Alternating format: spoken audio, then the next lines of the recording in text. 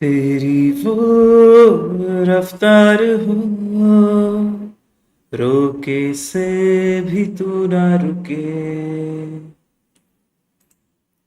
हासिल कर ऐसा शिखर, पर्वत की भी नजरें झुके, आशाएं खिले दिल की, उम्मीदें हंसे दिल की, अब मुश्किल नहीं कुछ भी, नहीं कुछ भी।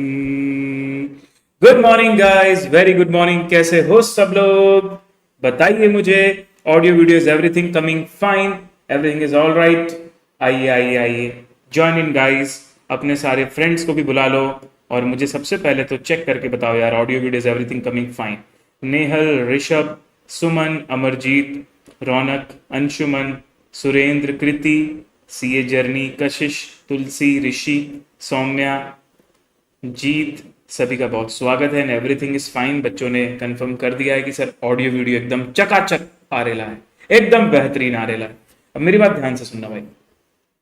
मुझे पता है कि सबसे पहले, क्योंकि ये हमारे इस अर्ली बर्ड बैच का पहला सेशन है, not just costing but overall पहला सेशन है, तो दो इंपॉर्टेंट बात मैं आपके सामने इस वीडियो में डील करने वाला हूं। सबसे पहला तो अर्ली बर्ड बैच क्या है और अर्ली बर्ड बैच ज्वाइन करने से हमको क्या फायदा होगा, और उससे जुड़े हुए कोई भी तुम्हारे डाउट्स हैं ना, सारे सॉर्ट आउट हो जाएंगे। दूसरा, मैं जो तुमको सब्जेक्ट पढ़ाता हूं उसका नाम है paper 4, cost and management accounting. ठीक है, तो कॉस्टिंग के बारे में जो भी नॉलेज तुमको होना चाहिए पढ़ाई शुरू करने से पहले, कि सिलेबस में क्या है, पेपर पैटर्न क्या है, क्या स्ट्रैटेजी होती है इसमें अच्छा नंबर स्कोर करने की, क्या चीजें ध्यान रखनी है, ये सब कुछ आज के सेशन में होने वाला है।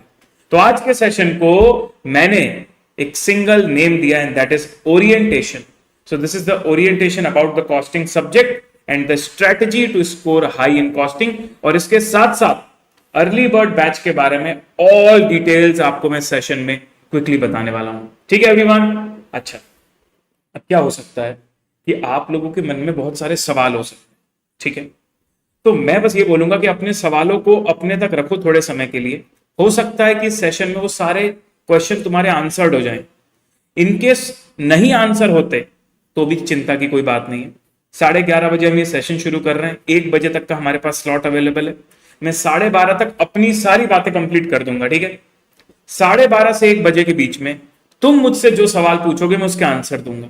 ठीक है, और ज्यादा सवाल नहीं बचेंगे तो हम लोग जल्दी सेशन खत्म कर देंगे और कल से टॉपिक शुरू कर देंगे। ठीक है एवरीवन?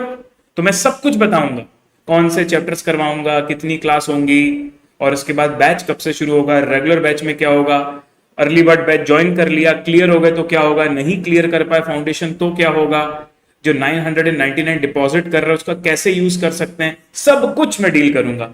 लेकिन मैं बस आपसे बोलूंगा 12:30 बजे तक मेरी बातें अच्छे से सुन लो। उसके बाद अगर तुम्हारे कोई डाउट बच जाते हैं तो I am ready to take every doubt. ठीक है गाइस? चल, ऑल राइट। तो शुरू करने से पहले यार ये पूछना चाहता हूं, सीए फाउंडेशन के एग्जाम खत्म हुए को 10 से 15 दिन हो गए हैं, तो कैसे रहे आपके कुछ दिन? क्योंकि इतने महीनों से आप इतनी पढ़ाई कर रहे थे, इतने स्ट्रेस में थे, इतने प्रेशर में थे, तो पेपर खत्म होने से लेके आज तक की डेट तक आपने क्या क्या किया, कैसा रहा आपका ये मोमेंट, कहाँ घूमने गए आपने, क्या मूवीज देखी, क्या बुक्स पढ़ी, क्या एंटरटेनमेंट किया, कौन से दोस्तों से मिले, किसी के घर गए, क्या किया, थोड़ा बताओ यार। How was the period during this? मस्त रहा? नेहल बोल रही सर रिलैक्स किया, सावन बोल रहे एकदम बढ़िया रहा। क्या बात है, क्या बात है भाई, एंजॉय करना भी चाहिए, क्योंकि we as a CA student हमको इस 4 से 5 साल में ना बहुत मिनिमम टाइम मिलता है एंजॉय करने का। बाकी तो फिर पूरी लाइफ है हमारे पास डेफिनेटली, बट ये 4-5 साल हम ज्यादा मेहनत करते हैं ना। ठीक है, सुरेंद्र बोले सर बोरिंग भी हुआ, प्रांजल बोले सर गेम खेला, बीकॉम की प्रिपरेशन कर रहे थे, ओ हो, bad luck, bad luck, B Com इसी टाइम पे फंस गए। कॉलेज में अटेंडेंस पूरी करने गए थे, क्या बात है, क्या बात है भाई। सर 4-5 दिन मजा आया, फिर बहुत बोर हुए। चलो अच्छा हुआ ना, 4-5 दिन के बाद तुम्हें भी लग रहा था कि कुछ प्रोडक्टिव होना चाहिए, तो लो हम लेकर आ गए तुम्हारे लिए प्रोडक्टिव। प्रज्वल ने मूवीज देखी, सोनल बेन के भाई कॉलेज के एग्जाम्स थे, वंश बोले मस्त रहा, ऋषि ने तो भैया सोने का पूरा कोटा पूरा कर लिया, बहुत अच्छे। हर्ष भाई ने तो काम चालू कर दिया भाई, टैक्स ऑडिट में बिजी थे। कृष्ण तुम्बाड़ देख ली, साक्षी बोल रही रिलैक्स सीरीज, स्लीपिंग, दोस्तों के साथ मस्ती करी, कंचन ने एंजॉय किया, और एक दिन कॉलेज गए, बहुत अच्छे।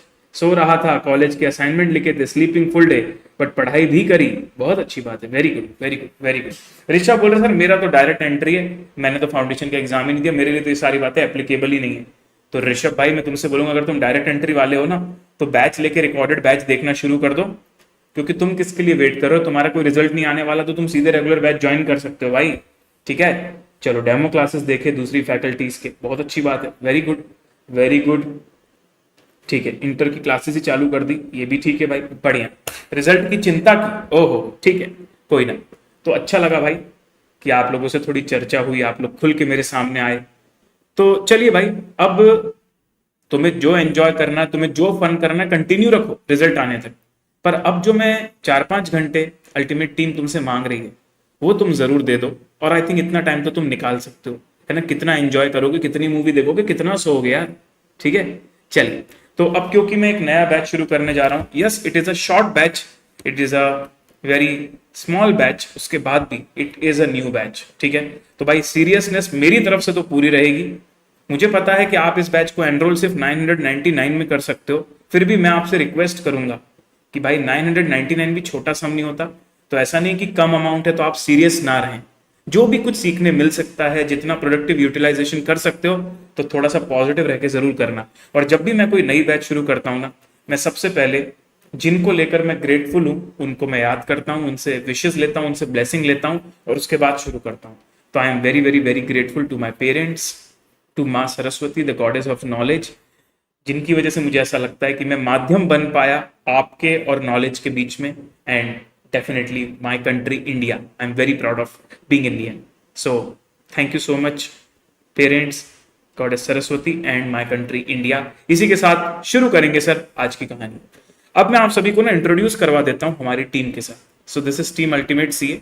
अच्छा, आप में से काफी सारे बच्चे सभी को जानते हैं, काफी सारे बच्चे हो सकता है सिर्फ मुझे जानते हो, कुछ बच्चे हम में से 1 या 2 टीचर्स को जानते हो। लेकिन मुझे ऐसा लगता है कि अब आप अल्टीमेट सीए टीम से जुड़ने जा रहे हो तो आपको पूरी इंटरमीडिएट टीम के बारे में पता होना चाहिए, ठीक है। तो सबसे पहले हमारे साथ हैं आईजी सर। मैं आपको इंटरमीडिएट के पॉइंट ऑफ व्यू से बताऊंगा, ठीक है। तो ये हैं हमारे आईजी सर, जिनका पूरा नाम है इंद्रेश गांधी सर, जिन्हें हम प्यार से आईजी सर कहते हैं। और अभी आईजी सर हैं भाई, इस बार गरबा में पार्टिसिपेट करने वाले हैं, फुल फन करने वाले हैं। तो आईजी सर आपको पढ़ाते हैं लॉ, ठीक है। इंटरमीडिएट के अंदर सर पढ़ाते हैं आपको लॉ, जो कि ग्रुप 1 का सब्जेक्ट है। सेकेंड नंबर पे हमारे प्यारे एमवी सर हैं, जिनका पूरा नाम है मोनीश वोरा सर, जिनको प्यार से हम एमवी सर बोलते हैं। एमवी सर आपको एकदम भारी वाले सब्जेक्ट पढ़ाने वाले भाई, एफएम और एसएम। तो एफएम एसएम पेपर तो एक है, पर एक्चुअली सब्जेक्ट 2 है भाई। तो एफएम एसएम आपको एमवी सर पढ़ाने वाले, जो कि ग्रुप 2 का लास्ट सब्जेक्ट है, जिसका अर्ली बर्ड बैच में आज का लाइव क्लास भी आपका होगा, ठीक है। और उसके बाद थर्ड नंबर पे शायद आप जानते तो हैं, क्योंकि हमने आपको कई बार सर से मिलाया है, पर अब आपको मौका भी बहुत जल्द मिलेगा सर से पढ़ने का। तो सर को हम लोग बोलते हैं गाबा सर, जिनका पूरा नाम है विवेक गाबा सर। तो विवेक गाबा सर आपको पढ़ाने वाले हैं टैक्सेशन। तो टैक्सेशन में 2 पार्ट होते हैं, डीटी आईडीटी, सर दोनों आपको पढ़ाएंगे, ठीक है। उसके बाद हमारे साथ है दीपिका मैम। तो दीपिका राठी मैम, दीपिका मैम आपको पढ़ाती हैं ऑडिट, ठीक है जी। तो सितंबर बैच में दीपिका मैम आप लोगों को इंटरमीडिएट ऑडिट पढ़ाने वाली है। तो दीपिका मैम की भी आज क्लास होगी, मैं आपको टाइम टेबल शो करूंगा तो आप देख लीजिएगा। और उसके बाद यहाँ पर आपको दिख रहे हैं तेजस सर। तो तेजस सर का पूरा नाम है सीए तेजस सूचक सर। एंड तेजस सर आप लोगों को पढ़ाते हैं एडवांस अकाउंटिंग, आपका सबसे पहला सब्जेक्ट ग्रुप 1 का एडवांस अकाउंटिंग। और फिर सबसे लास्ट में मैं हूं, तो मुझे तो आप जानते ही हूँ, फिर भी मैं चलो आपको बता देता हूँ। मेरा नाम प्रणव है, आप लोग मुझे प्यार से पीपी सर भी बोलते हो। और मैं आप लोगों को पढ़ाता हूँ कॉस्टिंग, जिस सब्जेक्ट का पूरा नाम है कॉस्ट एंड मैनेजमेंट अकाउंटिंग, ठीक है। चलो सर, तो ये है पूरी टीम अल्टीमेट सी। और पूरी टीम अल्टीमेट सीए के बिहाफ में मैं आप सभी बच्चों का स्वागत करता हूं हमारे यूट्यूब चैनल अल्टीमेट सीए। तो अगर आप हमारे चैनल पर नए हैं तो सब्सक्राइब कर लें, क्योंकि बहुत यूजफुल कंटेंट आपके लिए यहाँ पर अवेलेबल ऑलरेडी है, और नया नया कंटेंट भी आता रहेगा, ठीक है जी। चलिए, तो आज के सेशन को शुरू करेंगे, लेट्स गेट स्टार्टेड। मैं हूं तैयार, अगर आप लोग भी तैयार हैं, ऑडियो वीडियो सब कुछ सही आ रहा है, आप मेंटली फिजिकली प्रेजेंट है क्लास में, मुझे अच्छे से सुन पा रहे हैं, और अगर आप अपने होशो आवाज में हैं, तो एक बार लाइव चैट के अंदर सारे बच्चे दे दीजिए मुझे victory sign, so that we can start in the count of 10, 9, 8, 7, 6, 5, 4, 3, 2 and 1, here we go. ठीक है जी, चलिए सबसे पहले अबाउट अर्ली बर्ड बैच। अब जिन बच्चों को नहीं पता, जिनको नॉलेज नहीं है, क्योंकि सर लाइव आ रहे थे तो आप लोग जुड़ गए, लेकिन आपको अभी भी नहीं पता कि एग्जैक्टली ये क्या है सर, क्यों है ये बैच, तो मैं आपको थोड़ा बताता हूं इसके बारे में। देखो जी, सीए फाउंडेशन सितंबर 24, ठीक है, इसके एग्जाम हो चुके हैं सर, बिल्कुल हो चुके हैं, और इसके एग्जाम और इसके रिजल्ट के बीच में मिनिमम 1 महीने का समय तो आएगा सर, ठीक है। तो मिड अक्टूबर के तो बाद ही आपका रिजल्ट आएगा, ये बात तो श्योर है। हो सकता है अक्टूबर एंड तक आए, 20 अक्टूबर के बाद आए, वो अभी हमको किसी को नहीं पता। जब institute of chartered accountants of India notification लाएगा इंस्टीट्यूट, तब हम लोग देख लेंगे। लेकिन आपको ये जरूर पता है कि अभी आप इंतजार कर रहे हो रिजल्ट का। अब इंतजार की इस घड़ी में मैं एक बात बताता हूं, इंतजार की इस घड़ी में हम क्या कर सकते हैं सर। तो ये जो पूरा ड्यूरेशन है, ठीक है, देखो जैसे रिजल्ट आ जाएगा, रिजल्ट आने के 8 से 10 दिन के अंदर, 7 to 10 डेज के अंदर तो आपका एक बैच स्टार्ट होगा नया लाइव, ठीक है। वो तो रेगुलर बैच होगा, और वो तो डेफिनेटली आपका रिजल्ट के बाद ही शुरू हो सकता है, क्योंकि रिजल्ट के बाद ही क्लैरिटी आती है ना कि भाई कौन कौन क्लियर हो गया, तभी पूरी वाली सीरियसनेस आती है। बट सवाल ये उठता है सर कि सितंबर 24 के एग्जाम और रिजल्ट के बीच का जो ड्यूरेशन है, क्या उसमें सर हम अपने आप को इंटर के लिए तैयार कर सकते हैं? सर तैयार करना मतलब क्या दिक्कत है, रिजल्ट आएगा उसके बाद तैयारी तो है। तैयार का मतलब क्या है, आप सबको पता होना चाहिए कि फाउंडेशन के बाद इंटर एक लेवल अप होता है, लेवल अप। तो इनिशियली ना बच्चों को थोड़ी तकलीफ आती है कि अरे यार ये कैसे सब्जेक्ट्स है, थोड़ा सा अजीब लगता है। हालांकि धीरे धीरे उसमें भी अच्छी ग्रिप बन जाती है और बच्चों को मजा भी आने लगता है, प्रेशर हैंडलिंग भी समझ में आ जाती है कैसे करनी है, और लंबे लंबे ड्यूरेशन की क्लासेस भी देखना चालू कर देते हैं बच्चे। लेकिन क्या एकदम पूरा गैप आ जाता है ना पढ़ाई से, तो थोड़ा सा वापस से रोलिंग में आने में समय लगता है। लेकिन अगर हम इस बीच आपको ये जो हॉलीडे का गैप दिया, और इसके बाद अगर हम बीच में यहाँ पर आपको थोड़े समय के लिए यहाँ से लेके यहाँ तक रिजल्ट जब तक आ रहा है, और ये वाला पीरियड यहाँ तो आपने फुल एंजॉय कर लिया, अब ये वाला जो पीरियड है आपका, इस वाले पीरियड में अगर हम आपको ये अर्ली बर्ड बैच में सब्जेक्ट्स का एक बेसिक नॉलेज दे दें और थोड़ा थोड़ा एक एक टॉपिक आपको करवा दें, तो आपको ना एक लेवल आइडिया लग जाएगा। लेवल सबके निकलेंगे, लेकिन क्या वो उसमें आगे क्या बोलती है लड़की, लेवल सबके निकलेंगे लेकिन उसी के निकलेंगे जो आखिरी तक खड़ा रहेगा। ठीक है सर, तो अर्ली बर्ड बैच यहां पर हम आपके लिए लेकर आए ताकि आप ये वाला जो फेज है, ये वाला फेज, इसको यूटिलाइज कर सको। अच्छा, यूटिलाइज का मतलब ऐसा नहीं है कि आप ये वाले फेज में आप पढ़ाई करने लगे तो बस पढ़ाई कर रहे हो, ऐसा नहीं। You can do other things, but थोड़ा सा समय निकाल सकते हो अपने पूरे डेली रूटीन में से, ताकि इंटर के लेके भी थोड़ी थोड़ी तैयारी होने लगे। अच्छा, अब आप में से कुछ लोग ऐसे भी हैं जिनका फाउंडेशन का एग्जाम देने के बाद देवर 100% श्योर कि वो निकाल देंगे, और उनको ये भी श्योर था कि वो रिकॉर्डेड क्लास से पढ़ाई करना चाहते हैं, और उन्होंने क्लासेस परचेज करके पढ़ना शुरू भी कर दिया। तो वो बच्चे तो भाई ऑब्वियसली, क्योंकि उनका कॉन्फिडेंस इतना हाई है, उनको पता है, और उनको लाइव बैच का उतना वो नहीं है, उनको रिकॉर्डेड से करना, डेफिनेटली दे कैन डू। आप में से भी कोई करना चाहता है तो हमारे प्री रिकॉर्डेड बैचेस तो अवेलेबल हैं ही, आप डेफिनेटली कर सकते हो। ठीक है, लेकिन क्या होता है ना सर, एक लाइव बैच का एक माहौल अलग होता है। मैक्सिमम बच्चों हम देखते हैं कि मैक्सिमम बच्चे इसका इंतजार करते हैं कि सर फाउंडेशन का रिजल्ट आने के बाद एक प्रॉपर बैच जिसमें पूरी एनर्जी रहे, जिसमें सारे लोग आए, तो एक पूरी वाइब्स क्रिएट हो, वहां पर हम भी ज्वाइन करना चाहते हैं, तो एक अच्छा माहौल बनता है सर पढ़ने का। तो बिल्कुल वो बैच तुम्हारे लिए आएगी। एक बार रिजल्ट का डेट अनाउंस हो जाए तो अकॉर्डिंगली हम उसका भी अनाउंसमेंट आपके लिए करेंगे। ठीक है, अभी टेंटेटिवली आप ये मान के चलो कि 11-12 नवंबर के आसपास, 11-12 नवंबर के आसपास, दिवाली के एक हफ्ते बाद आपकी इंटरमीडिएट की ग्रुप 2 की लाइव बैच शुरू हो रही है। तो इस बार क्या होगा, क्योंकि सितंबर का अटेम्प्ट पहली बार हुआ है, तो अब कंटिन्यूअसली ग्रुप 1 की बैचेस नहीं आ सकती। तो अगर आप लाइव पढ़ना चाहते हो तो आप नवंबर से ग्रुप 2 ज्वाइन कर सकते हो रेगुलर बैच में, और उसके बाद ग्रुप 1 लाइव पढ़ सकते हो। तो पूरा ग्रुप 2 पहले लाइव, फिर ग्रुप 1 लाइव, फिर 2 महीने में दोनों का रिवीजन, और उसके बाद पेपर सितंबर में। लेकिन अगर आपको ऐसा नहीं, ग्रुप 1 ही पहले पढ़ना है, ग्रुप 2 बाद में पढ़ना है, तो फिर आप दोनों को रिकॉर्डेड पढ़ सकते हो अपने तरीके से। तो प्री रिकॉर्डेड बैचेस भी अवेलेबल है हमारे ultimatec.com, ठीक है। लेकिन अभी मुझे ये लगता है कि आपको अर्ली बर्ड बैच का एक लॉजिक पता चल गया होगा कि कैसे आपको ये बैच आपके इस आइडल पीरियड में, खाली पीरियड में आपको इंटर के साथ फैमिलियरिटी देगा, ताकि आप इंटर से थोड़ा सा फैमिलियर हो जाओ और जब रिजल्ट आए तो आपको एकदम अजीब ना लगे कि अरे एकदम से लेवल कैसे अप हो गया, ठीक है वैसा। ओके सर, तो इस बैच को आज हम लोग शुरू कर रहे हैं 1 अक्टूबर से। ओके सर, और जैसा कि मैंने आपको बोला कि हमारी जो रेगुलर बैच आएगी उसमें पहले लाइव बैच ग्रुप 2 की आएगी, इसलिए हम यहाँ पर अर्ली बर्ड में भी आपको ग्रुप 2 का फैमिलियरिटी पहले ला रहे हैं। फिर जब ग्रुप 1 का लाइव बैच आएगा आपके लिए, तब तक तो आप इंटर से ऑलरेडी फैमिलियर हो जाओगे ना, क्योंकि आपने ग्रुप 2 के 3-3 सब्जेक्ट्स पढ़ लिए होंगे। फिर आपको ऐसा नहीं लगेगा अरे इंटर में कुछ नया आ गया, ऐसा नहीं लगेगा आपको। पर अभी फाउंडेशन से एकदम इंटर में आते हो ना तो इट लुक्स लाइक न्यू, ठीक है। और थोड़ा सा कुछ बच्चे हेजिटेट होते हैं, कुछ बच्चे परेशान भी होते हैं, उनकी उस परेशानी को हम दूर करना चाहते हैं। अब देखो सर, ये तो हो गया कि आप अपना टाइम कैसे यूटिलाइज कर सकते हो और कैसे आप इन 15 दिन में, अब क्या है भाई, हम लोग ये बैच में ना 15 सेशंस लगभग लेने वाले हैं, 10 to 15 session depending on subjects. तो इस 15 डेज में आपने जो चीजें पढ़ी हैं उससे आपको फायदा तो होगा ना भाई।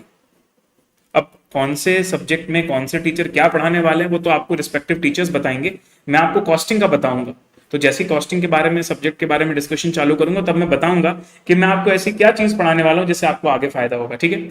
लेकिन सर इसके अलावा, एकेडमिक कंटेंट के अलावा आपको सबसे बड़ा फायदा क्या है कि जब फाउंडेशन के रिजल्ट के बाद रेगुलर बैच आएगी तो रेगुलर बैच का जो प्राइस होगा वो 44,000 होगा।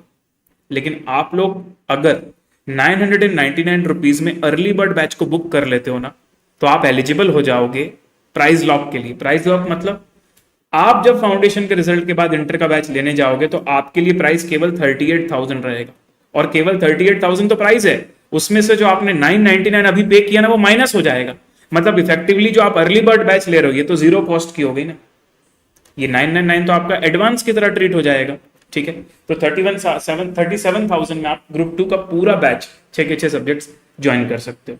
अच्छा, ये तब होगा जब आप क्लियर करके आते हो इंटर में। मान लीजिए आप क्लियर नहीं कर पाते, अब क्लियर नहीं करने के बाद लेट से आपको फास्ट ट्रैक बैच लेना है, तो फास्ट ट्रैक बैच की भी जो पुरानी प्राइजेस है ना वही आपके लिए एप्लीकेबल हो जाएंगे। 7,000 में आप फास्ट ट्रैक बैच पूरा ले सकते हो। इसके अलावा कुछ बच्चों का डाउट रहता है, सर मुझे सिर्फ एक ही सब्जेक्ट लेना है तो क्या उसमें 999 सेट ऑफ हो जाएगा? हो जाएगा। सर मुझे पास होने के बाद भी 2 सब्जेक्ट लेना है बस, या सिंगल ग्रुप लेना है, ग्रुप 1 बस लेना है, क्या उसमें से 999 सेट ऑफ हो जाएगा? हो जाएगा। कुछ बच्चों का ये भी डाउट होता है कि सर मान लीजिए मैं इंटर फाउंडेशन क्लियर नहीं हुआ और मुझे फास्ट ट्रैक बैच भी नहीं लेना और मुझे फाउंडेशन में केवल और केवल सेल्फ स्टडी करनी है, मैं जब अगली बार जनवरी के फाउंडेशन में क्लियर हो जाऊंगा तब मैं ये 999 को सेट ऑफ करना चाहता हूं। हाँ, ये 999 तुम्हारा कभी भी सेट ऑफ हो सकता है, कभी एक्सपायर नहीं होगा, ठीक है। तो इफेक्टिवली ये 999 तुम्हारे लिए खर्च की तरह कभी भी नहीं है, वो किसी भी कोर्स को जब भी तुम कोर्स लोगे उसमें से माइनस किया जाएगा, ठीक है एवरीवन। चलो अब सुन, हाँ वही मैंने बता दिया ना मनीष, कि फास्ट ट्रैक भी नहीं लेना है तो तुम उसको रखे रहो अपने पास, जब अगली बार फाउंडेशन निकलेगा उसके बाद जो इंटर की रेगुलर बैच आएगी उसमें अगर तुमको ज्वाइन करना वहां पे कर लेना, वहां पर 999 को माइनस करवा लेना, ठीक है। अभी जो हमारा अर्ली बर्ड बैच चलेगा जो आज से शुरू हो रहा है 1 अक्टूबर से, इसमें आपके फर्स्ट 5 सेशंस यूट्यूब पर रहेंगे, ठीक है सर। अब टाइम टेबल देख लीजिए ताकि भाई आप कंफ्यूज ना हो कि कौन कितने बजे आने वाला है। तो 11:30 बजे मैं आपके लिए आऊंगा, 11:30 से 1 बजे तक। अब आपको लगेगा सर कॉस्टिंग जैसा सब्जेक्ट केवल 1.5 घंटे, अर्ली बर्ड में 1.5 घंटे। आपको पता है रेगुलर बैच में मेरा टाइमिंग क्या रहता है? अभी से बता देता हूं तुमको, चलो 8 AM to 11:15 AM, जिसके अंदर मैं करीब करीब 15 से 20 मिनट का ब्रेक देता हूं। तो आप सोचो भाई, हम 3 घंटे नेट पढ़ने वाले, नेट। जब हमारा रेगुलर बैच शुरू हो जाएगा ना तब एक सेशन में हम 3 घंटे बैठेंगे। अब कुछ बच्चों को लगता है 3 घंटे कैसे बैठेंगे? भाई बहुत कुछ करना होता है हमको। मैं क्लास के अंदर आपका टेस्ट लेता हूँ, मैं क्लास के अंदर आपको सारे PYQ RTP करवाता हूँ, मैं क्लास के अंदर सारे क्वेश्चंस लिखवाता हूँ, और इतना इंटरेस्ट क्रिएट होता है बच्चों का कि भाई किसी को पता भी नहीं चलता 3 घंटे कब निकल गए। तो चिंता बिल्कुल भी मत करो तुम, ठीक है। चलो नहीं बेटा, ग्रुप लॉ IG सर लेंगे और ऑडिट दीपिका मैडम लेंगे, ठीक है। सुनो ध्यान से, तो 11:30 to 1 अभी मैं आपके लिए कॉस्टिंग लूंगा, फिर आपका 1.5 घंटे का लंच ब्रेक होगा। 2:30 से लेके 4 PM तक FMSM MV सर लेने वाले हैं, तो आज आप 2:30 बजे MV सर से भी मिलने वाले हो। फिर 15 मिनट का ब्रेक होगा और 4:15 पर आप ऑडिट के लिए दीपिका मैम से भी आज शाम को मिलने वाले हो, ठीक है। चलो तो टाइम टेबल अपने पास नोट डाउन कर लीजिए, और जो भी मैंने आपको टर्म्स एंड कंडीशंस बताई वो यहाँ पर लिखी भी हुई हैं। First 5 lecture on YouTube, registration fees है आपका 999, और ये फीस आपका कभी भी सेट ऑफ हो सकता है, इंटर के रेगुलर बैच से भी, फाउंडेशन के फास्ट ट्रैक बैच से भी, और आगे भी आपको किसी बैच से उसको माइनस करना है, इंडिविजुअल सब्जेक्ट से माइनस करना है तो भी आप कर सकते हो। ठीक है, चलो जी। तो बैच के बारे में मैंने सभी लोगों को सभी बातें बता दी। अब अगर अर्ली बर्ड बैच से जुड़े हुए कोई भी डाउट्स तुम्हारे माइंड में है ना, तो मैं तुमको यहां पर ये नंबर दिखा रहा हूं। Can you see this number? Can you see this number? ये नंबर पर ना व्हाट्सअप भी अवेलेबल है और कॉल भी अवेलेबल है। If you want to give a call, you can dial this number in the working time 10:30 AM to 6 PM के बीच में, ये वाले नंबर पर। और अगर आपको फोन में बात नहीं करनी है, आपको व्हाट्सएप करके कुछ पूछना है, तो our team will be available in WhatsApp chats also. ठीक है जी, तो आप बढ़िया से जाइए और इस फोन नंबर का यूज कीजिए, और आपको जो भी तकलीफ है सब की सब दूर हो जाएंगी। ठीक है, इसके अलावा मैंने जो सब बता दिया, उसके बाद भी अगर आपको कहीं दिक्कत आती है, मान लो वेबसाइट में आपको दिक्कत आ रही है ना, कहीं पर आपको परचेस करने में प्रॉब्लम आ रही है, कहीं भी ऐसी कोई प्रॉब्लम आ रही है, तो आप कर सकते हो, कोई प्रॉब्लम नहीं। ठीक है, चलो। तो बच्चों, मैंने बैच के बारे में बता दिया। अब मैं पूछना चाहता हूँ, एक नया सब्जेक्ट आपके जीवन में एंट्री मारने वाला है, क्या आप एक्साइटेड हो जानने के लिए कि सब्जेक्ट में क्या है, इसका कैसा पेपर आता है, क्या पैटर्न होता है पेपर का, कितने चैप्टर्स हैं, कितने नंबर का आता है, कितना MCQ आता है, कैसे क्वेश्चंस बनते हैं, क्या क्या टॉपिक्स हैं, और क्यों इस सब्जेक्ट को पढ़ाया जाता है, इसका प्रैक्टिकल यूज क्या है? एक्साइटेड हो जानने के लिए? सर बिल्कुल जानने के लिए एक्साइटेड। लेकिन मैं चाहता हूं कि before we start this I think you all should give me your introduction. ठीक है, तो मुझे आपसे क्या इंट्रोडक्शन चाहिए? आपको अपना फुल नेम लिखना है चैट बॉक्स में, अभी रुक जाना, फुल नेम कॉमा करके आपका सिटी ऑब्लिक स्टेट, ताकि मैं देखूं कि पूरे भारतवर्ष में कहां कहां से हमारे साथ लोग जुड़े हैं। ठीक है, इसके अलावा आप फाउंडेशन में अपना कितना स्कोर एक्सपेक्ट कर रहे हो ये लिखना। फाउंडेशन में कितना स्कोर एक्सपेक्ट कर रहे हो ये लिखना यहाँ पर। ठीक है, ये 3 चीज लिख के मुझे बताओ, तो मैं थोड़ा देखूँ तो सही भाई हमारे साथ कौन कौन लोग जुड़े हैं, इनके फाउंडेशन के पेपर्स कैसे गए हैं, है ना, और किस हिसाब से उन्होंने सोचा है। क्या बात है भाई। तो सौम्या अग्रवाल हैं हमारे साथ जुड़े, पार्थ गर्ग दिल्ली से हैं, प्रज्वल कोलार गोल्डफील्ड KGF से हमारे साथ प्रज्वल जुड़े हैं, 210 नंबर एक्सपेक्ट कर रहे हैं। और त्रिशक्ति मोहंती वंश सोलंकी हैं गांधीधाम गुजरात से, 250 नंबर एक्सपेक्ट कर रहे हैं। कृष अग्रवाल जयपुर राजस्थान से और 240 नंबर एक्सपेक्ट कर रहे हैं। नंदिनी दिल्ली से हैं, 210 प्लस एक्सपेक्ट कर रही हैं। जीत अग्रवाल सूरत गुजरात से हैं, 210। और आदर्श जोगी जगन्नाथ अहमदाबाद से हैं और 250 प्लस एक्सपेक्ट कर रहे हैं। आदर्श सक्सेना पन्ना द डायमंड माइन, तो डायमंड सिटी पन्ना से, वैसे डायमंड सिटी सूरत है पर पन्ना में जो डायमंड बनता वही तो सूरत में जाके पॉलिश होता है ना, तो पन्ना भी हमारा डायमंड माइन कहलाया। और कह रहा भाई बस 200 आ जाएं, क्यों आदर्श भाई। सार्थक गुप्ता है लखनऊ से, 205 एक्सपेक्ट कर रहे हैं। हर्ष राम कलकत्ता वेस्ट बंगाल से 221, बड़े स्पेसिफिक हो बड़े भाई। और पाटनी परम आनंद भाई, सुमित छाबड़ा जयपुर से, साक्षी मिश्रा रायपुर 250, पूनम फ्रॉम अंबाज गोई 230 एंड वाजा रौनक फ्रॉम जूनागढ़, रौनक जी जूनागढ़ से 250 एक्सपेक्ट कर रहे हैं। आयुषी तुलसियान राजस्थान से, ऋषभ मेनपुरी उत्तर प्रदेश से, सावन सवलिया जूनागढ़ से 270 एक्सपेक्ट कर रहे हैं। सौम्या महेश कुमार अकोला से हैं, 260 एक्सपेक्ट कर रहे हैं। प्रांजल कोटा से हैं, 260-70, वेरी गुड प्रांजल। अमरजीत हैं मधुबनी बिहार से, 230 एक्सपेक्ट कर रहे हैं। और ओम प्रजापति हैं अहमदाबाद से। राज सोनी गाडरवारा MP से हैं और 250 एक्सपेक्ट कर रहे हैं। नकुल दिल्ली से 260, पवन तेजा तेलंगाना से ऑलरेडी पास्ड हैं, अच्छा जी। और कृष्णा वाधवा लुधियाना से हैं, 220-250। सत्यम जमशेदपुर से 210, श्रीष पांडे अमेठी से हैं और 220 एक्सपेक्ट कर रहे हैं। त्रिशंका मोहंती उड़ीसा से, दिवांशु ठकराल रेवाड़ी हरियाणा से, और Manya Nirula Moradabad UP 230। Apoorva from Latur 240 plus, Sumit from Punjab Phagwara 259 and Ujjwal from Bangalore 250 plus. Gauransh from Jaipur 260, Dhruv from Faridabad expecting 220, Laksh from Ratlam expecting 250 plus, Vaishnavi from Bareilly expecting 330 and Parth 300, Shirish Pandey 220 from Amethi. I think now the names are repeating, तो अगर मैं किसी का नाम ना ले पाया हूँ तो आई एम रियली सॉरी बेटा।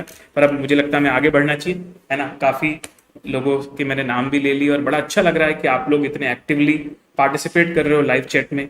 ज़रूरी है, कम्युनिकेट करना ज़रूरी है, एंगेज होना ज़रूरी है, तभी हम अपने न सिर्फ हमने वीडियो को चालू किया बट हम ऐसा महसूस करते हैं कि हम फिजिकली साथ में बैठ के पढ़ाई कर रहे हैं, ठीक है। इसलिए थोड़ा सा एंगेज होना भी बहुत ज़रूरी है। चलिए ग्रेट।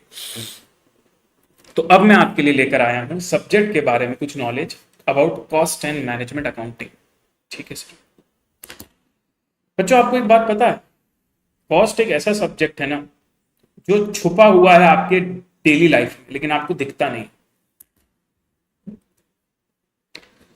मुझे एक बात बताओ, आपके यहाँ पानी पूरी को क्या बोलते हैं? कुछ जगह पर पानी पूरी को पानी पूरी ही बोलते हैं, कुछ जगह पर फुल्की बोलते हैं, कुछ जगह पर पुचका बोलते हैं, कुछ जगह पर गुपचुप बोलते हैं, और आई थिंक और भी कुछ नाम होंगे। तो आप जहां रहते हो, आपकी लोकल प्लेस में पानी पूरी को क्या बोला जाता है? गोलगप्पे, एक और नाम आ गया। तो गोलगप्पे, गुपचुप, पानी पूरी। सर मुंह में पानी आ रहा है, रुक तो जाओ रे भाई, सुबह सुबह कौन फुल्की खाता है? फुल्की, पुचका, पानी पूरी। हाँ पुचका भाई, कोलकाता में पुचका बोलते हैं। पताशे, पानी पताशे भी बोलते हैं, पकौड़ी भी बोलते हैं, अकोला में भी पानी पूरी बोलते हैं। टिकिया, टिकिया थोड़ी बोलते हैं, टिकिया तो आलू की टिकिया को बोलते हैं ना, इसको थोड़ी टिकिया बोलते हैं, ठीक है। पानी पताशा भी बोलते हैं, पकौड़ी भी बोलते हैं। गुजराती स्टाइल पानी पूरी लियो, બહુ સારું ભાઈ રોનક। મને ગુજરાતી સ્ટાઇલ વાળું નથી ભાવતું, મને તો એમપી વાળું ભાવે છે, ફુલકી। चलो अब मेरी बात ध्यान से सुनना। अच्छा बोलते हैं, टिकिया भी बोलते हैं, अच्छा ये नया पता चला भाई। ठीक है भाई, टिकिया भी बोल देंगे अब से, एक और अपना नॉलेज बढ़ गया डिक्शनरी में। तो जब हम बहुत छोटे थे, आप लोग नहीं, जब मैं भी छोटा था, मैं आपसे करीब करीब सभी लोगों से आई थिंक 8 से 10 साल बड़ा हूँगा। राइट नाउ आई एम 28, तो आई थिंक आप लोग 18, 19, 20 के ही होंगे। तो जब मैं बहुत छोटा था ना, तब 1 रुपए की 3 पानी पूरी आती थी। जब आप छोटे थे तो शायद 1 रुपए की 1 या 1 रुपए की 2 आती होगी। आज अगर आप जाते हो तो 20 रुपए की 6 आती है, या 10 रुपए की 4 आती है, या कहीं कहीं छोटी जगह पर 10 रुपए की भी 6 आ जाती है।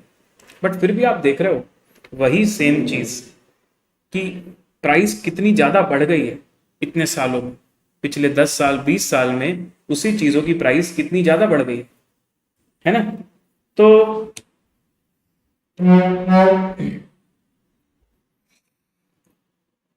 क्या रीजन है इसका?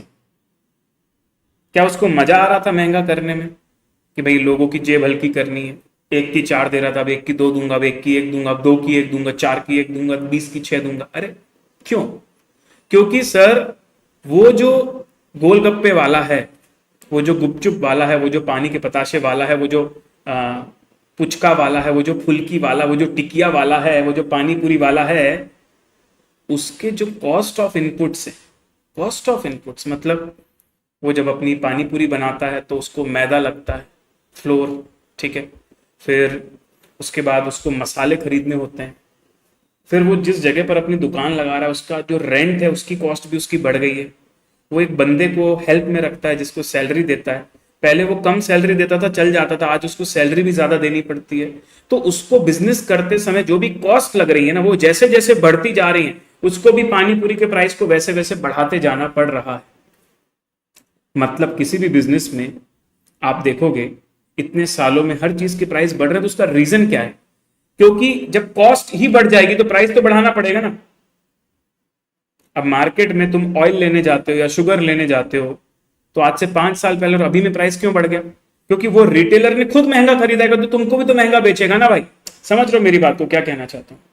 इसी को हम इन्फ्लेशन बोलते हैं। अब सुन, एक ट्रेडर, अगर एक ट्रेडर की बात करूं, ट्रेडर, ट्रेडर मतलब समझते हो आप? जो किसी से सामान खरीद के बेचता है, ट्रेडर। अगर मैं एक ट्रेडर की बात करूं तो ट्रेडर क्या करता है? ट्रेडर परचेज करता है, स्टॉक करता है और उसको सेल कर देता है। वो कुछ बनाता नहीं है। पर ट्रेडर की भी बहुत सारी कॉस्ट होती है। क्या कॉस्ट होती है सर? उसने जहां पर अपना स्टोर खोला है, उस स्टोर का उसको रेंट देना पड़ता होगा, उस ट्रेडर के यहाँ 2-3 एम्प्लॉयज काम कर रहे होंगे, उन 2-3 एम्प्लॉयज को उसको सैलरी देनी पड़ती होगी। उस ट्रेडर की शॉप में इलेक्ट्रिसिटी लगी होगी, इन्वर्टर लगा होगा, सीसीटीवी कैमरा लगा होगा, उसके यहाँ भी फर्नीचर होगा, उस पर डेप्रिसिएशन लग रहा होगा, उसको भी समय समय पर चीजें बदलनी पड़ती होंगी, उसको भी पेंट करवाना पड़ता होगा, पुट्टी करवानी पड़ती होगी। और इन सब के अलावा जो माल वो बेच रहा है, उस गुड्स को खरीदने में भी तो उसकी कॉस्ट लगती होगी। तो आप एक बात समझो सर, कोई भी बिजनेस जो होता है ना, कोई भी बिजनेस होता है, तो जब तक वो अपनी कॉस्ट अच्छे से कैलकुलेट नहीं कर सकता ना, तब तक वो ये डिसाइड नहीं कर पाता कि उसको बेचना कितने में। समझ रहे हो आप मेरी बात को?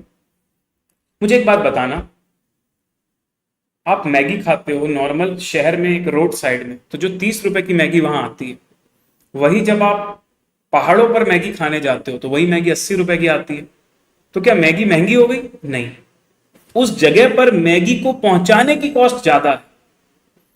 वो जिस जगह पर मैगी बेच रहा है उस जगह पर पहुंचना मुश्किल है, उस जगह पर इतने कम लोग आते हैं, उस जगह पर वो वहां तक माल लेके जाता है, वहां तक गैस लेके जाता है, वहां तक चूल्हा लेके जाता है, इन सब की भी तो वो कॉस्ट कंसिडर करेगा।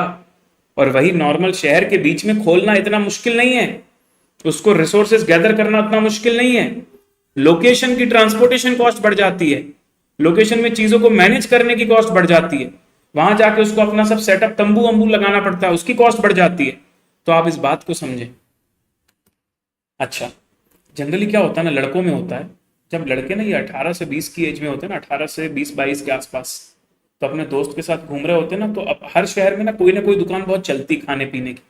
किसी के यहाँ समोसे की दुकान बहुत चलती होगी, गुजरात में कहीं खमन हाउस बहुत चल रहा होगा, ठीक है, मुंबई में कहीं सैंडविच वाला या फ्रैंकी वाला बहुत चल रहा होगा, यूपी में कोई चाट वाला बहुत चल रहा होगा, दिल्ली में कोई छोले भटूरे वाला बहुत चल रहा होगा। सर कितना खिलाओगे आप, तो बिल्कुल मतलब मान ही नहीं रहे हो सर। तो जब ये लड़के लोग ऐसे 3-4 लड़के ऐसे ग्रुप में बातें करते हैं ना, सीरियस वाली, एकदम सीरियस वाली, भाई गजब कमाता होगा यार, ये एक नंबर कमाता होगा। तेरे को पता है ये इंदौर में, जैसे इंदौर में ये पोहे की दुकान, अबे पोहे बनाने में क्या पैसे लगते हैं, बहुत सस्ते आते हैं पोहे, 5 रुपए के पोहे बनते होंगे, भाई 12 रुपए के बेचता है। अब तू कैलकुलेट कर, चल कैलकुलेटर निकाल, तू कैलकुलेट कर चल कि कितने, देख अभी 15 मिनट खड़े रहते हैं, 15 मिनट में देख भाई इसके 50 पोहे बिक गए। मान लेते हैं कि सुबह 4 घंटे ये दुकान खोलता होगा और 50 × 4, 1 घंटे में 200 प्लेट पोहे बेचता होगा, 4 घंटे में 800 प्लेट पोहे तो ये बेच ही देता होगा भाई। अब मैंने क्या बोला तेरे को, एक प्लेट पोहा बनाने का मात्र 5 रुपए का खर्चा आता होगा, 4000 रुपए का खर्चा आया उसका, और 800 प्लेट उसने बेची है 12 रुपए में, और 9600 रुपए का सेल हुआ है भाई, सीधे सीधे 4600 रुपए का मुनाफा, एक दिन में 4500 रुपए का मुनाफा, वो भी 4 घंटे में। आय हाय, क्या बात है, एक नंबर है ना, ऐसे लगता होगा ना। लेकिन जब आप ये डिस्कशन करते हो तब आप सिर्फ और सिर्फ सेलिंग प्राइस और परचेज कॉस्ट को कंपेयर कर लेते हो, बस आप बाकी की आइट साइड की सारी कॉस्ट भूल जाते हो। जैसे कि भाई उसने 5 बंदे रखे हुए हैं, उसकी कॉस्ट कौन गिनेगा? वो इतने लोगों को पार्सल देता है, पार्सल का कोई चार्ज नहीं लेता, तो पार्सल के पैकेट्स, पॉलीथीन जो आती है, जो रैपर्स जो आते हैं, पेपर बैग आते हैं, उसकी कॉस्ट कौन गिनेगा? तुमको पता है उसने जहां दुकान लगाई है वहां नगर पंचायत को कितना रेंट देना पड़ता है उसको? तुमको पता है इलेक्ट्रिसिटी का कितना खर्चा? तुमको पता है वो जिस गैस में बना रहा होगा तो उसका एलपीजी का खर्चा कितना हो रहा होगा? और कितनी सारी कॉस्ट होंगी भाई। Why don't you consider all of them? You only consider कि भाई ये मटेरियल है, हो गया। भाई सिर्फ मटेरियल की कॉस्ट थोड़ी लगती है, मटेरियल की कॉस्ट भी लगती है, लेबर की कॉस्ट भी लगती है, रेंट की कॉस्ट भी लगती है, इलेक्ट्रिसिटी की कॉस्ट भी लगती है, फ्यूल की कॉस्ट भी लगती है। इसके अलावा अगर उसने लोन लिया होगा तो इंटरेस्ट की कॉस्ट भी लग रही होगी। क्या आप मेरी बात समझ पा रहे हो? Are you guys getting me? तो जब हम उतने मैच्योर नहीं होते तो हमको हर बिजनेस बहुत ज्यादा प्रॉफिटेबल लगता है, लेकिन जब हम धीरे धीरे बड़े होते जाते हैं ना, तो हमको समझ में आता है एक बिजनेस को करते समय क्या क्या कॉस्ट लगती है। तो ये जो सब्जेक्ट है ना, ये सब्जेक्ट आपको इसी चीज को थोड़ा सा स्ट्रक्चर वे में सिखाने वाला है कि भाई साहब कैसे एक बड़े ऑर्गेनाइजेशन अपनी कॉस्ट कैलकुलेट करते हैं ताकि वो डिसाइड कर पाए कि उनको अपने प्रोडक्ट्स को क्या प्राइस में बेचना है। अच्छा, ये तो हम लोग सिर्फ सेलर्स की बात कर रहे थे, ट्रेडर्स की बात कर रहे थे, ये छोटी दुकानों की बात कर रहे थे।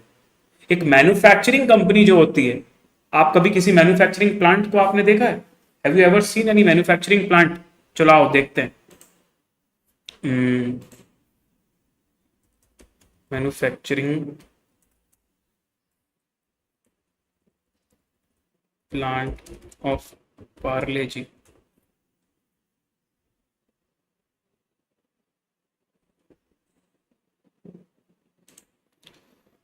पार्ले जी कैसे बनता है देखते हैं फैक्ट्री में। आओ मेरे साथ। भाई वीडियो अच्छे से क्यों नहीं चल रहा?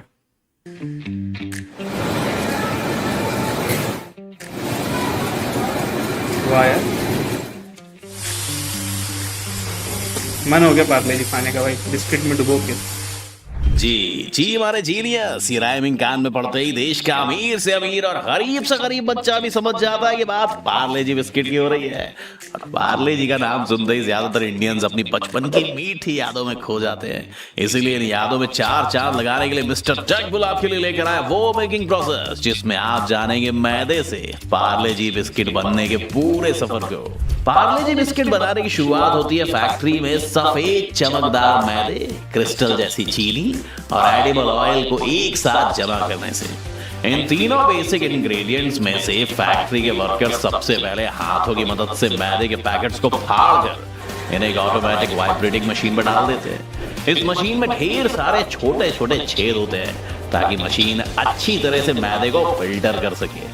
मैदे को अच्छी तरह से साफ करने के बाद इसी ऑटोमेटिक वाइब्रेटिंग मशीन पर चीनी को भी अच्छी तरह से छान कर साफ कर लिया जाता है। मैदे और चीनी को साफ करने के बाद एक बड़े से इंडस्ट्रियल मिक्सर में एडिबल ऑयल, चीनी और मैदे को पानी के साथ डालकर करीब 2 घंटे तक अच्छे से मिक्स किया जाता है।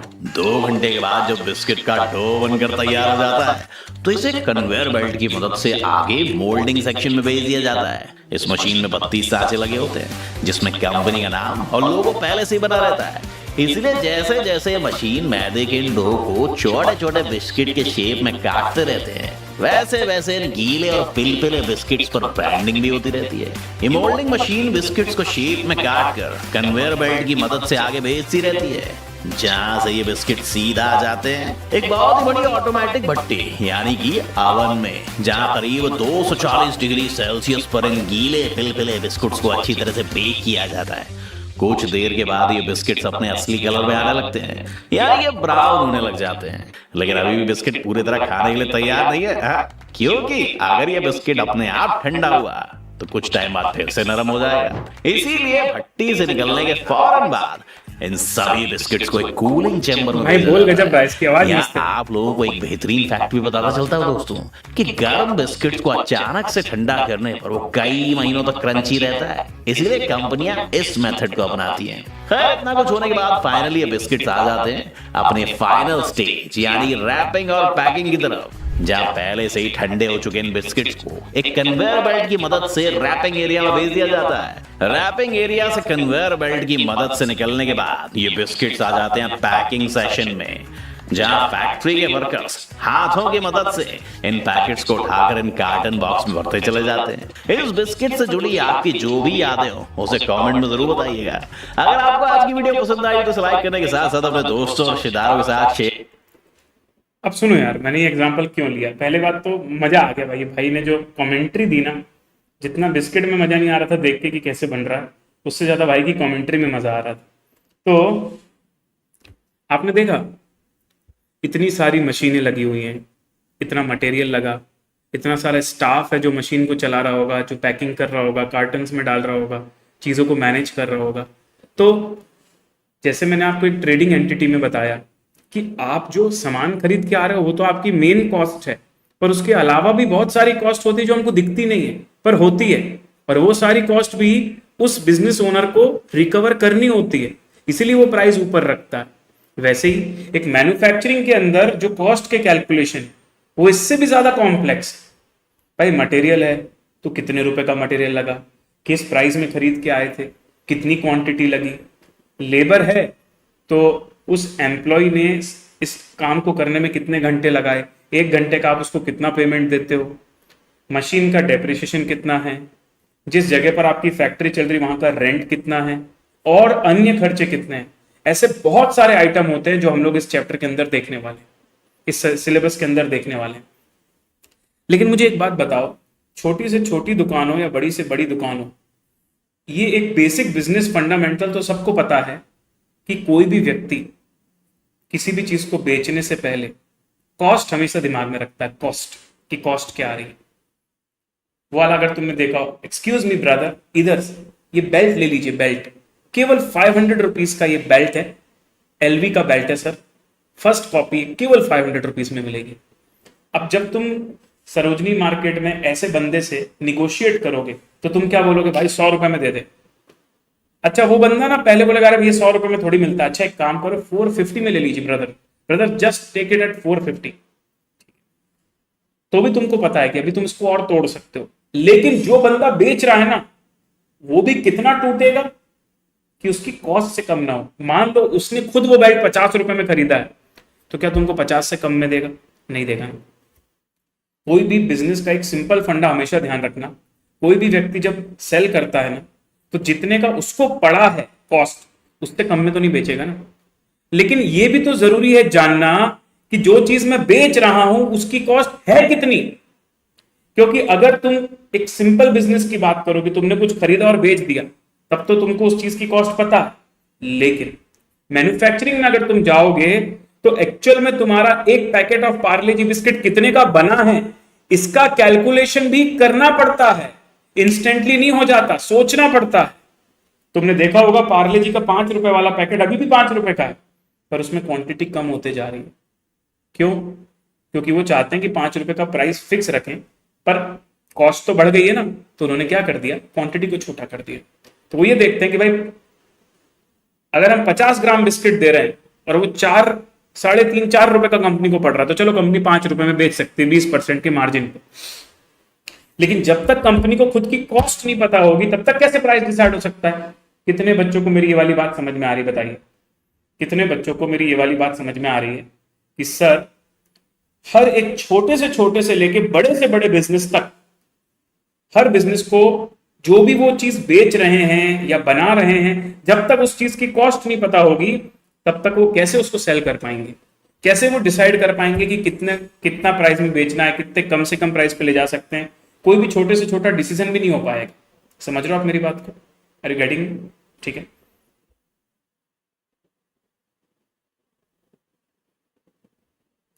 ओके, तो ये एक बेसिक कोर मैंने आपको बताया कि कॉस्टिंग ना बिजनेस का एक बहुत इंपॉर्टेंट एलिमेंट है। पर कुछ बच्चों को ये लगता है कि इसको सर एज ए सब्जेक्ट जानने की क्या जरूरत है, कॉस्ट तो हर इंसान निकालता है, जो पढ़ा लिखा नहीं है, जो स्कूल ड्रॉप आउट है और अपना बिजनेस चला रहा है छोटे से छोटा। एक पान में एक बंदा जिसका पान की गुमटी है, उसको भी पता है कॉस्ट क्या है भाई, उसको भी पता है कि उसके पान कितने रुपए के आते हैं, मसाले कितने रुपए के आते हैं, चटनी चवन बाहर कितने रुपए का आता है। उस हिसाब से वो डिसाइड करता है कि पान कितने रुपए का बेचना है। तो सर जब कॉस्ट सबको पता है तो उसको पढ़ने की क्या जरूरत है भाई?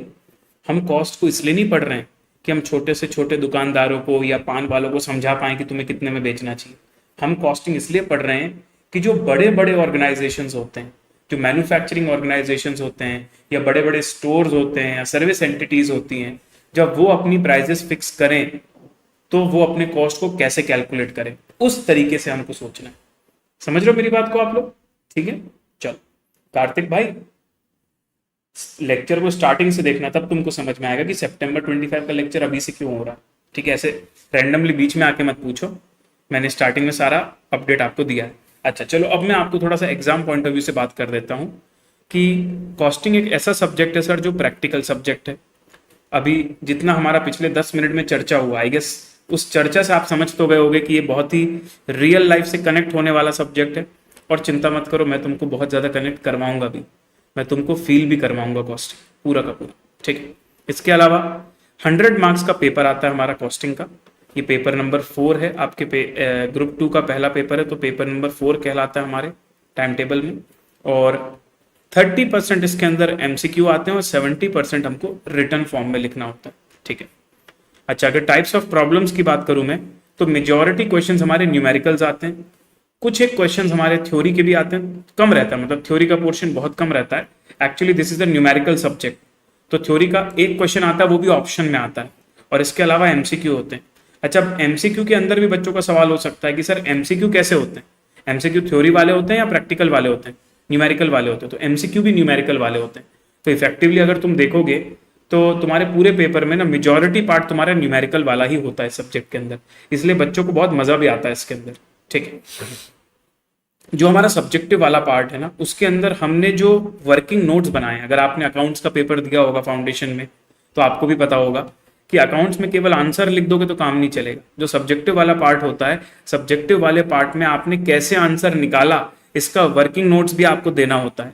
तो हम लोग जब क्लास में क्वेश्चंस करेंगे ना, तो ऐसा नहीं कि मैं आपको सॉल्यूशन दिखा दूंगा, मैं आपके साथ क्लास में क्वेश्चन सॉल्व करूंगा, आप भी मेरे साथ क्वेश्चन सॉल्व करेंगे, और हम लोग देखेंगे कि कैसे वर्किंग नोट बनाते हैं, कैसे फाइनल स्टेटमेंट बनाते हैं, कैसे आंसर्स निकालते हैं, और वो पूरा पार्ट हमारा आंसर शीट में होना चाहिए। वो पूरा मतलब उसी से आपको नंबर्स मिलते हैं, सिर्फ आंसर लिखने से नंबर नहीं होते। अगर एमसीक्यू की बात करूं तो एमसीक्यू के कैलकुलेशन आप रफ में कर सकते हो, उसका केवल अगर आपने आंसर भी दे दिया तो भी चलेगा। अच्छा, एक बच्चों का आंसर आ सकता है सर नेगेटिव मार्किंग होती क्या? नहीं, तो नो नेगेटिव मार्किंग, एमसीक्यू के अंदर नेगेटिव मार्किंग नहीं होती। जैसे हमारे मैथ्स में और इकोनॉमिक्स में नेगेटिव मार्किंग होती है ना, वैसे यहाँ पर 30% एमसीक्यू में नेगेटिव मार्किंग नहीं होती। ठीक है, अच्छा, formats are not rigid, requirement should be fulfilled. अच्छा, कॉस्टिंग एक ऐसा सब्जेक्ट है ना जिसमें न्यूमेरिकल्स के अंदर जो आपको कैलकुलेट करने को बोला है ना, आप अलग अलग तरीकों से कैलकुलेट कर सकते हो। जैसे हमारा अकाउंट्स ऐसा सब्जेक्ट होता है जिसमें बहुत सारी चीजों को लेके ना फॉर्मेट फिक्स है कि ऐसा ही बनना है, क्योंकि वो लॉ के हिसाब से गवर्न होता है कि कंपनीज एक्ट ने बोल दिया कि शेड्यूल ऐसा ही बनाना है बैलेंस शीट का, तो वैसे ही बनाना पड़ेगा। लेकिन कॉस्टिंग के साथ ऐसा नहीं है, क्योंकि कॉस्टिंग ना एक इंटरनल मैटर है, समझना। अकाउंटिंग इंटरनल और एक्सटर्नल दोनों मैटर है। क्यों? क्योंकि आप जो बैलेंस शीट पीएनएल बनाते हो वो आपको आपके इन्वेस्टर्स को भी दिखाना होता है, आपको बैंक्स को भी दिखाना होता है, आपको टैक्सेशन डिपार्टमेंट को भी दिखाना होता है। अगर आपका ऑडिट हो रहा है तो आपको कंपनी एक्ट को भी दिखाना होता है, मतलब मिनिस्ट्री ऑफ कॉर्पोरेट अफेयर्स को भी भेजना होता है अपना बैलेंस शीट पीएनएल। इसलिए वहां पर स्टैंडर्डाइजेशन जरूरी है, वहां पर सारी कंपनी का एक फॉर्मेट होना जरूरी है। लेकिन if I talk about costing का पर्पस होता है खुद की हेल्प करना, किसी और को कुछ दिखाने के लिए कॉस्टिंग सब्जेक्ट नहीं पढ़ा जाता। समझो, जो कॉस्टिंग अपने आप में, कॉस्टिंग जो स्किल है ना, वो क्यों यूज होती है ऑर्गेनाइजेशंस के अंदर? ताकि हम अच्छे तरीके से कॉस्ट कैलकुलेट कर पाए और कॉस्ट को मैनेज कर पाए, कि हम अपने खर्चे कंट्रोल कर पाए। ठीक है, तो इससे हमारा ही फायदा है, हमें किसी को दिखाने के लिए नहीं करना होता। लेकिन अकाउंटिंग ऐसा नहीं है। अकाउंटिंग की जो रिक्वायरमेंट्स होती है वो खुद के लिए भी होती है कि हमें खुद का हिसाब किताब पता चले, लेकिन हमसे जुड़े हुए जो दूसरे स्टेक होल्डर्स है ना, उनको भी हमको दिखाना होता है। तो क्या आपको समझ में आया? इसका मतलब यह है सर कि कॉस्टिंग थोड़ा फ्लेक्सिबल सब्जेक्ट है। मतलब एक न्यूमेरिकल क्वेश्चन को दो अलग अलग स्टूडेंट दो अलग अलग फॉर्मेट में सॉल्व करके सेम आंसर लाएंगे तो दोनों को पूरे नंबर मिलेंगे? Yes, until and unless the requirements is fulfilled, it does not matter कि आपने उसको किस फॉर्मेट में बनाया। ठीक है, फिटनेस फ्रीक बोल रहे हैं कि सर क्या हम ग्रुप 2 पहले दे सकते हैं पेपर में? डेफिनेटली दे सकते हो भाई, बिल्कुल दे सकते हो, देते हैं कई लोग। कई बार बच्चे बहुत ग्रुप की क्लास लगाते हैं, फिर उनको ऐसा लास्ट में लगता है कि यार मेरा ग्रुप 2 ज्यादा स्ट्रांग है, ग्रुप 1 स्किप कर देते हैं, कुछ लोग ग्रुप 1 देते हैं, ग्रुप 2 स्किप कर देते हैं। तो ऐसा कोई नियम नहीं है कि आपको ग्रुप 1 ही पहले देना है, बोथ भी दे सकते हो, ग्रुप 2 भी पहले दे सकते हो, ग्रुप 1 भी पहले दे सकते हो, कंप्लीटली अप टू यू है ना, ऐसी कोई रेस्ट्रिक्शन नहीं है। अब देखो, क्या सबको पता है कि मई 2024 से न्यू सिलेबस आया है सीए का, इंटर में भी, फाउंडेशन में भी और सीए फाइनल में भी। तो इंटरमीडिएट के अंदर जो न्यू सिलेबस आया है ना, उसमें पेपर का पैटर्न कैसा हो गया है वो देखते हैं। तो सर पेपर का पैटर्न ऐसा हुआ है कि पेपर 2 पार्ट में आता है। एक पार्ट आता है आपका एमसीक्यू वाला पार्ट और एक पार्ट आपका आता है डिस्क्रिप्टिव क्वेश्चन वाला पार्ट। जो एमसीक्यू वाला पार्ट आता है ना, वो 30 मार्क्स का आता है, लेकिन उसके अंदर केवल 15 क्वेश्चंस होते हैं। जनरली वो क्या करते हैं, 15 में से 5 क्वेश्चन इंडिपेंडेंट रखते हैं, 2-2 नंबर के एमसीक्यू। सुनना, 15 में से 5 एमसीक्यू रखते हैं 2-2 नंबर के, जो इंडिविजुअल एमसीक्यूज हैं। और फिर वो क्या करते हैं ना, केस देते हैं। केस बचपन में पढ़ा था, पैसेज देते हैं और पैसेज में से सवाल पूछ लेते हैं, वैसे ही यहाँ पर पूरा केस बना के देते हैं। जैसे आपने सीटिंग अरेंजमेंट या सीटिंग अरेंजमेंट में ऐसे क्वेश्चन देखे होंगे कि एक बहुत बड़ा सा क्वेश्चन आ जाता है, फिर उसके अंदर 2-3-4 एमसीक्यू पूछ लेते हैं। वैसे कॉस्टिंग में क्या किया जाता है, एक बहुत बड़ा क्वेश्चन देते हैं, उस क्वेश्चन में बहुत सारी स्टोरी डेटा वेटा नंबर अंबर पूरा एक पेज का दे देते हैं और फिर उसमें से 5 एमसीक्यू पूछ लेते हैं। तो ऐसे 2 केस बेस्ड एमसीक्यू आते हैं जिसके अंदर 5-5 एमसीक्यूज होते हैं और वो 5-5 एमसीक्यूज 2-2 नंबर के होते हैं। तो 10-10 नंबर का हो गया वैसा। तो 10 ये हो गया, 10 ये हो गया, 10 ये से 30। कितने बच्चों को एमसीक्यू वाला पैटर्न समझ में आया? सीएनडी करो, सीएनडी। सर सीएनडी मतलब क्लियर एंड डन, कि मैं जो आपको बात बोल रहा हूँ आपको समझ में आ रही है, तो मैं आपको बोला करूंगा क्लियर एंड डन करो, तो आप सीएनडी लिख सकते हो लाइव चैट में, तो उससे मुझे समझ में आ जाएगा कि मैं आगे बढ़ सकता हूँ। ठीक है, तो सुनो भाई, 5-5 नंबर 2-2 नंबर के 5 एमसीक्यू ऐसे जो इंडिपेंडेंट है, जो पैसेज में नहीं है, और फिर 5 एमसीक्यू ऐसे आते हैं जो एक केस के पार्ट होते हैं, मतलब एक बड़े क्वेश्चन के अंदर 5 एमसीक्यू, फिर एक बड़ा क्वेश्चन उसके अंदर 5 एमसीक्यू, ऐसे टोटल आपके 15 एमसीक्यूज होते हैं 2-2 नंबर के, 30 मार्क्स हो गए। ठीक है, ऑल राइट सर। उसके बाद आता है डिस्क्रिप्टिव क्वेश्चन। अगर मैं डिस्क्रिप्टिव क्वेश्चन की बात करूं तो डिस्क्रिप्टिव में तुम्हारे पास क्वेश्चन आते हैं 1 2 3 4 5 6 क्वेश्चन होते हैं। हर क्वेश्चन 14 मार्क्स के होते हैं। अब 14 का ना वो अलग अलग टाइप से ब्रेकअप कर सकते हैं, कोई नियम फिक्स नहीं है। जैसे हो सकता है वो पहले क्वेश्चन में 5 5 और 4 दे दें कि भाई 5 नंबर का एक पार्ट, फिर 5 नंबर का दूसरा पार्ट, 4 नंबर का तीसरा पार्ट, 3 पार्ट हो गए। हो सकता है वो 2 पार्ट का बना दें, एक पार्ट 8 नंबर का, एक पार्ट 6 नंबर का। हो सकता है वो 2 पार्ट बना दें, एक पार्ट 7 नंबर का, फिर एक 7 नंबर का। हो सकता है वापस 3 पार्ट बना दें, 6 4 4। तो आप मेरी बात समझ रहे हो? आपके डिस्क्रिप्टिव क्वेश्चन का हर एक क्वेश्चन 14 मार्क्स का होगा, पर वो 14 मार्क्स के अंदर 2 पार्ट होंगे, 3 पार्ट होंगे, वो कुछ फिक्स नहीं है। 10 और 4 भी हो सकता है कि एक पार्ट 10 नंबर का, एक पार्ट 4 नंबर का, ऐसा भी हो सकता है। ठीक है, और फिर अगर मैं बात करूं क्वेश्चन 6 की, if I talk about question 6, तो क्वेश्चन 6 के अंदर वो क्या करते हैं ना, 5-5 नंबर के 2 पार्ट रखते हैं और फिर तीसरा पार्ट में 2 क्वेश्चंस रखते हैं ऑप्शनल में, कि या तो ये कर लो या तो ये कर लो, दोनों के बीच में और रख देते हैं। तो 4-4 नंबर का 2 थ्योरी क्वेश्चंस होते हैं और उसमें से कोई एक थ्योरी क्वेश्चन आपको करना होता है। तो ये वाला थ्योरी क्वेश्चन कंपलसरी, ये वाला थ्योरी क्वेश्चन कंपलसरी, और पार्ट सी के अंदर 2 थ्योरी क्वेश्चन देते हैं और जिसमें से बोलते हैं कोई एक सॉल्व कर लो।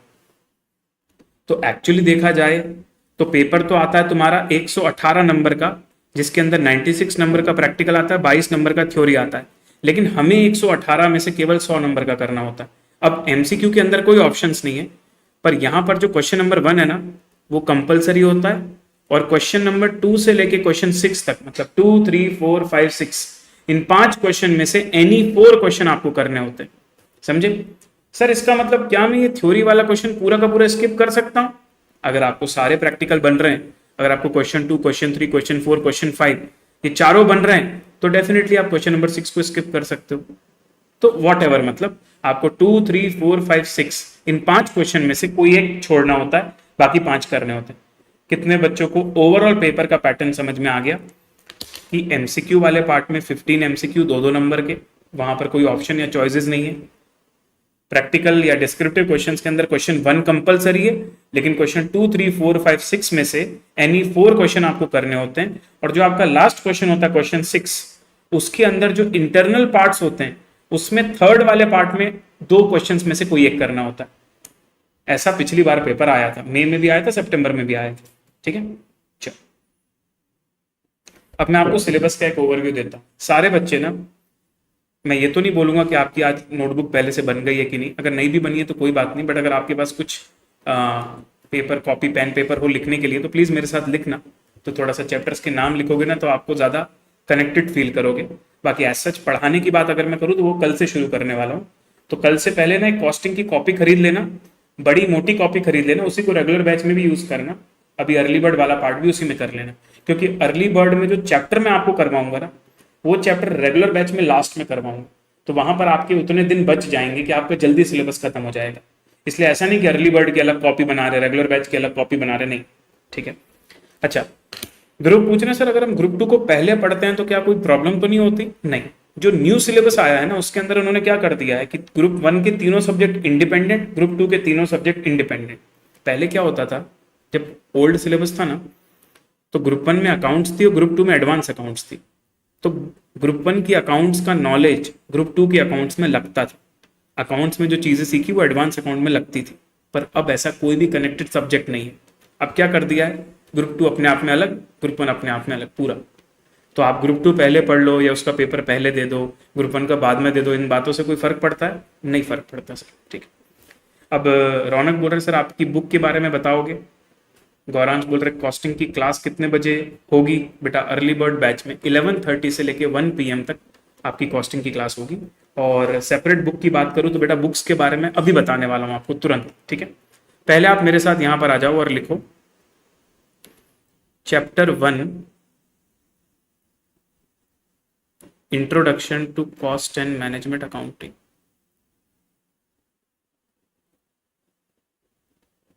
ठीक है, फिर इसके नीचे लिखो चैप्टर 2 मटेरियल कॉस्ट। फिर लिखो चैप्टर 3 एम्प्लॉय कॉस्ट। फिर लिखो चैप्टर 4 ओवरहेड्स। क्या लिखना? ओवरहेड्स। फिर लिखो चैप्टर 5 एक्टिविटी बेस्ड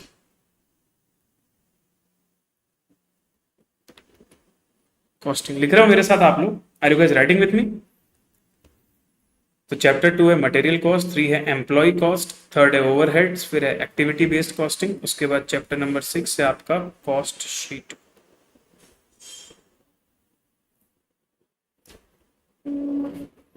उसके बाद फिर थोड़ी सी जगह छोड़ के चैप्टर नंबर 7 लिखो आप कॉस्ट अकाउंटिंग सिस्टम। फिर आप चैप्टर 8 मत लिखना, चैप्टर 7 के बाद लिखना चैप्टर नंबर 10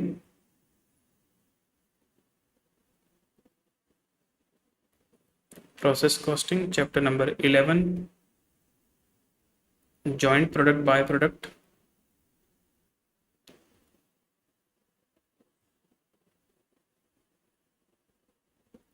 फिर लिखना चैप्टर 12 सर्विस कॉस्टिंग।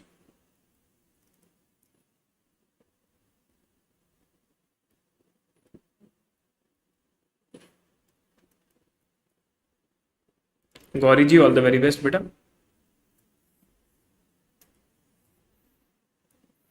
और उसके बाद आप लिखना चैप्टर 13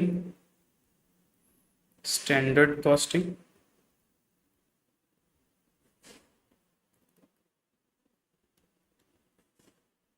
फिर लिखना आप चैप्टर 14 मार्जिनल कॉस्टिंग। फिर लिखना आप चैप्टर 15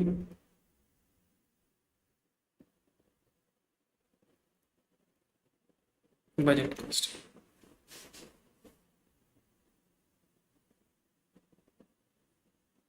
इसके बाद लास्ट में आप लिखना chapter number 8 unit and batch costing.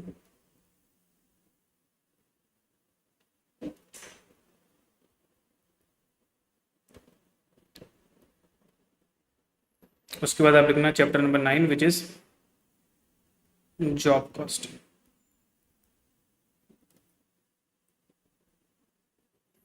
अगर आपने ये पूरी लिस्ट बना दी हो तो मुझे फिर क्लियर एंड डन कर देना, फिर मैं आपको इस पूरी लिस्ट के बारे में कुछ खास बातें बताऊंगा। पहले आपकी लिस्ट बन जानी चाहिए आपकी नोटबुक में, उसके बाद मैं आपको कुछ इसके बारे में आगे बताऊंगा। ठीक है, क्यों मैंने कलर बदले इसका रीजन भी आपको पता चल जाएगा।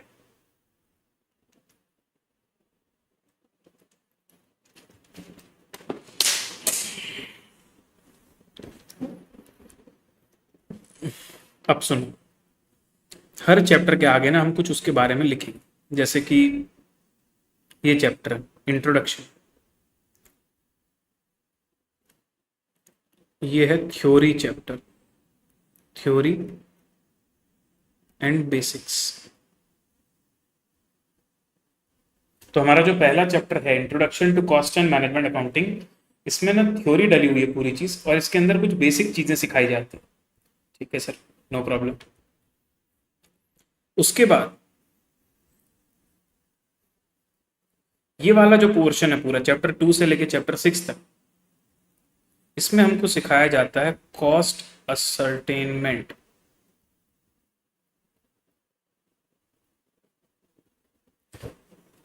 लिखो कॉस्ट असर्टेनमेंट।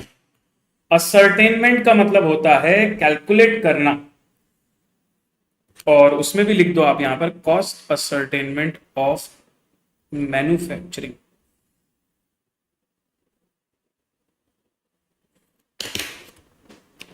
तो चैप्टर 2 में कैसे सिखाया जाता है, जैसे चैप्टर 2 है मटेरियल, तो भाई मटेरियल जब खरीद रहे हैं तो मटेरियल को खरीदते समय और दूसरे कौन से खर्चे होते हैं। अच्छा, मटेरियल को मैंने खरीदा तो शॉर्टेज हुई, ट्रांसपोर्टेशन का खर्चा लगा, जीएसटी लगा, तो कौन सी चीज़ों को मटेरियल की कॉस्ट में इंक्लूड करना है, कौन सी चीज़ों को नहीं करना। जब मैं मटेरियल को स्टॉक में रख रहा हूं तो मुझे कितना स्टॉक रखना चाहिए, अगर मेरा मटेरियल खत्म होने वाला है तो मुझे कब ऑर्डर करना चाहिए, अगर मुझे ऑर्डर करना है तो कितना ऑर्डर करना चाहिए, फिर कौन से मटेरियल पर ज़्यादा ध्यान देना चाहिए, जब मटेरियल को इशू करूं तो स्टोर का लेजर कैसे बनाना चाहिए। तो एक ही चैप्टर में ना मटेरियल से जुड़े हुए सारी कहानियां आ जाएंगी। फिर आप दूसरे चैप्टर में आओगे एम्प्लॉय कॉस्ट। तो एम्प्लॉय कॉस्ट में आपको क्या सिखाया जाएगा कि आपके पास जो वर्कर्स हैं, आपके यहाँ जो स्टाफ है, आपके यहाँ जो मैनेजर्स हैं, उनकी सैलरी को कॉस्ट के अंदर कैसे लेना है, कौन सा वाला एम्प्लॉय कॉस्ट तुम्हारा डायरेक्ट में लिया जाता है, कौन सा वाला एम्प्लॉय कॉस्ट इनडायरेक्ट माना जाता है, एम्प्लॉय की कॉस्ट अगर बढ़ रही है तो उसको कम करने के क्या तरीके होते हैं, एम्प्लॉय की कॉस्ट को कैसे कंट्रोल किया जाता है, वो सब कुछ तुम यहां पर सीखते हो। उसके बाद ओवरहेड्स। ओवरहेड्स का मतलब होता है इनडायरेक्ट एक्सपेंसेस। ओवरहेड्स वर्ड तुम्हारे लिए नया हो सकता है, पर मैं बता दूं कि इनडायरेक्ट मैं लिख दूंगा तो तुम समझ जाओगे। तो ओवरहेड्स का मतलब होता है ऐसे खर्चे जो इनडायरेक्ट नेचर के होते हैं, जैसे रेंट हो गया, डेप्रिसिएशन हो गया, मेंटेनेंस का खर्चा हो गया, इंश्योरेंस का खर्चा हो गया। इन सारे खर्चों को कैसे इंक्लूड किया जाता है प्रोडक्ट की कॉस्ट में, कॉस्ट असर्टेनमेंट करते समय कहां पर लेना है, कैसे लेना है, कैसे इंक्लूड करना है, सब देखना होता है हमको। फिर एक मॉडर्न अप्रोच होती है कॉस्ट असर्टेनमेंट की, एक्टिविटी बेस्ड कॉस्टिंग, जिसके अंदर जितने भी कॉमन खर्चे हैं ना उनको एक्टिविटी वाइज बांट के फिर प्रोडक्ट्स में बांटा जाता है। तो वो अपने आप में टेक्निक सीखेंगे, और लास्ट में जब ये सब सीख लेंगे तो हमको क्या होगा, सारे वर्ड्स का नॉलेज हो जाएगा। फिर हम कॉस्ट शीट बनाना सीखेंगे, जैसे बैलेंस शीट होती है ना वैसे कॉस्ट शीट होती है। कॉस्ट शीट क्या होता है कि आपने किसी पर्टिकुलर प्रोडक्ट की कॉस्ट निकाली तो एक प्रॉपर स्टेटमेंट में निकालोगे ना, तो वो एक स्टेटमेंट का फॉर्मेट कॉस्टिंग के अंदर भी फिक्स है, उसको बोलते हैं कॉस्ट शीट। तो इस चैप्टर के अलावा और किसी भी चैप्टर में कोई फॉर्मेट्स नहीं है, सिर्फ ये इकलौता ऐसा चैप्टर है जहां पर आपको फॉर्मेट याद रखना पड़ेगा। जैसे अकाउंट्स में तो हर जगह पर फॉर्मेट होता है, पर यहां पर केवल यही चैप्टर है जहां पर हमको फॉर्मेट में थोड़ा ध्यान देना है। ठीक है, उसके बाद आता है सर हमारा ये वाला पार्ट जो मैंने ब्लैक कलर से आपको शो किया है, चैप्टर 7, 10, 11, 12, इनको हम बोलते हैं मेथड्स ऑफ कॉस्टिंग।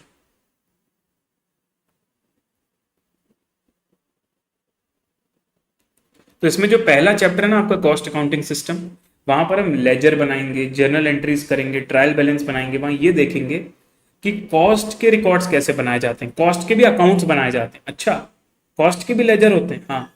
कॉस्ट में भी ट्रायल बैलेंस बनता है, हाँ।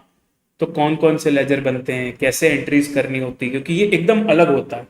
जो हम नॉर्मली अकाउंट्स में पढ़ के आ रहे हैं वो नहीं होते, इनके लेजर्स अलग होते हैं, तो वो हम देखेंगे। फिर प्रोसेस कॉस्टिंग एक ऐसी कॉस्टिंग की मेथड है जो उन जगह पर लगती है जहां पर प्रोसेस बेस्ड इंडस्ट्रीज होती है। जैसे ऑयल, ऑयल बनता है तो क्या होता है, एक प्रोसेस से निकल के दूसरे प्रोसेस में जाता है, दूसरे से निकल के तीसरे में जाता है। तो ऐसी प्रोसेस बेस्ड इंडस्ट्रीज जो होती है ना, वहां प्रोसेस कॉस्टिंग लगाना होता है। इसके अलावा जॉइंट प्रोडक्ट बाय प्रोडक्ट वहां यूज होता है जहां पर एक ही प्रोसेस से एक से ज्यादा चीजें बन रही, जैसे पेट्रोल और डीजल कॉमन प्रोसेस में बनता है।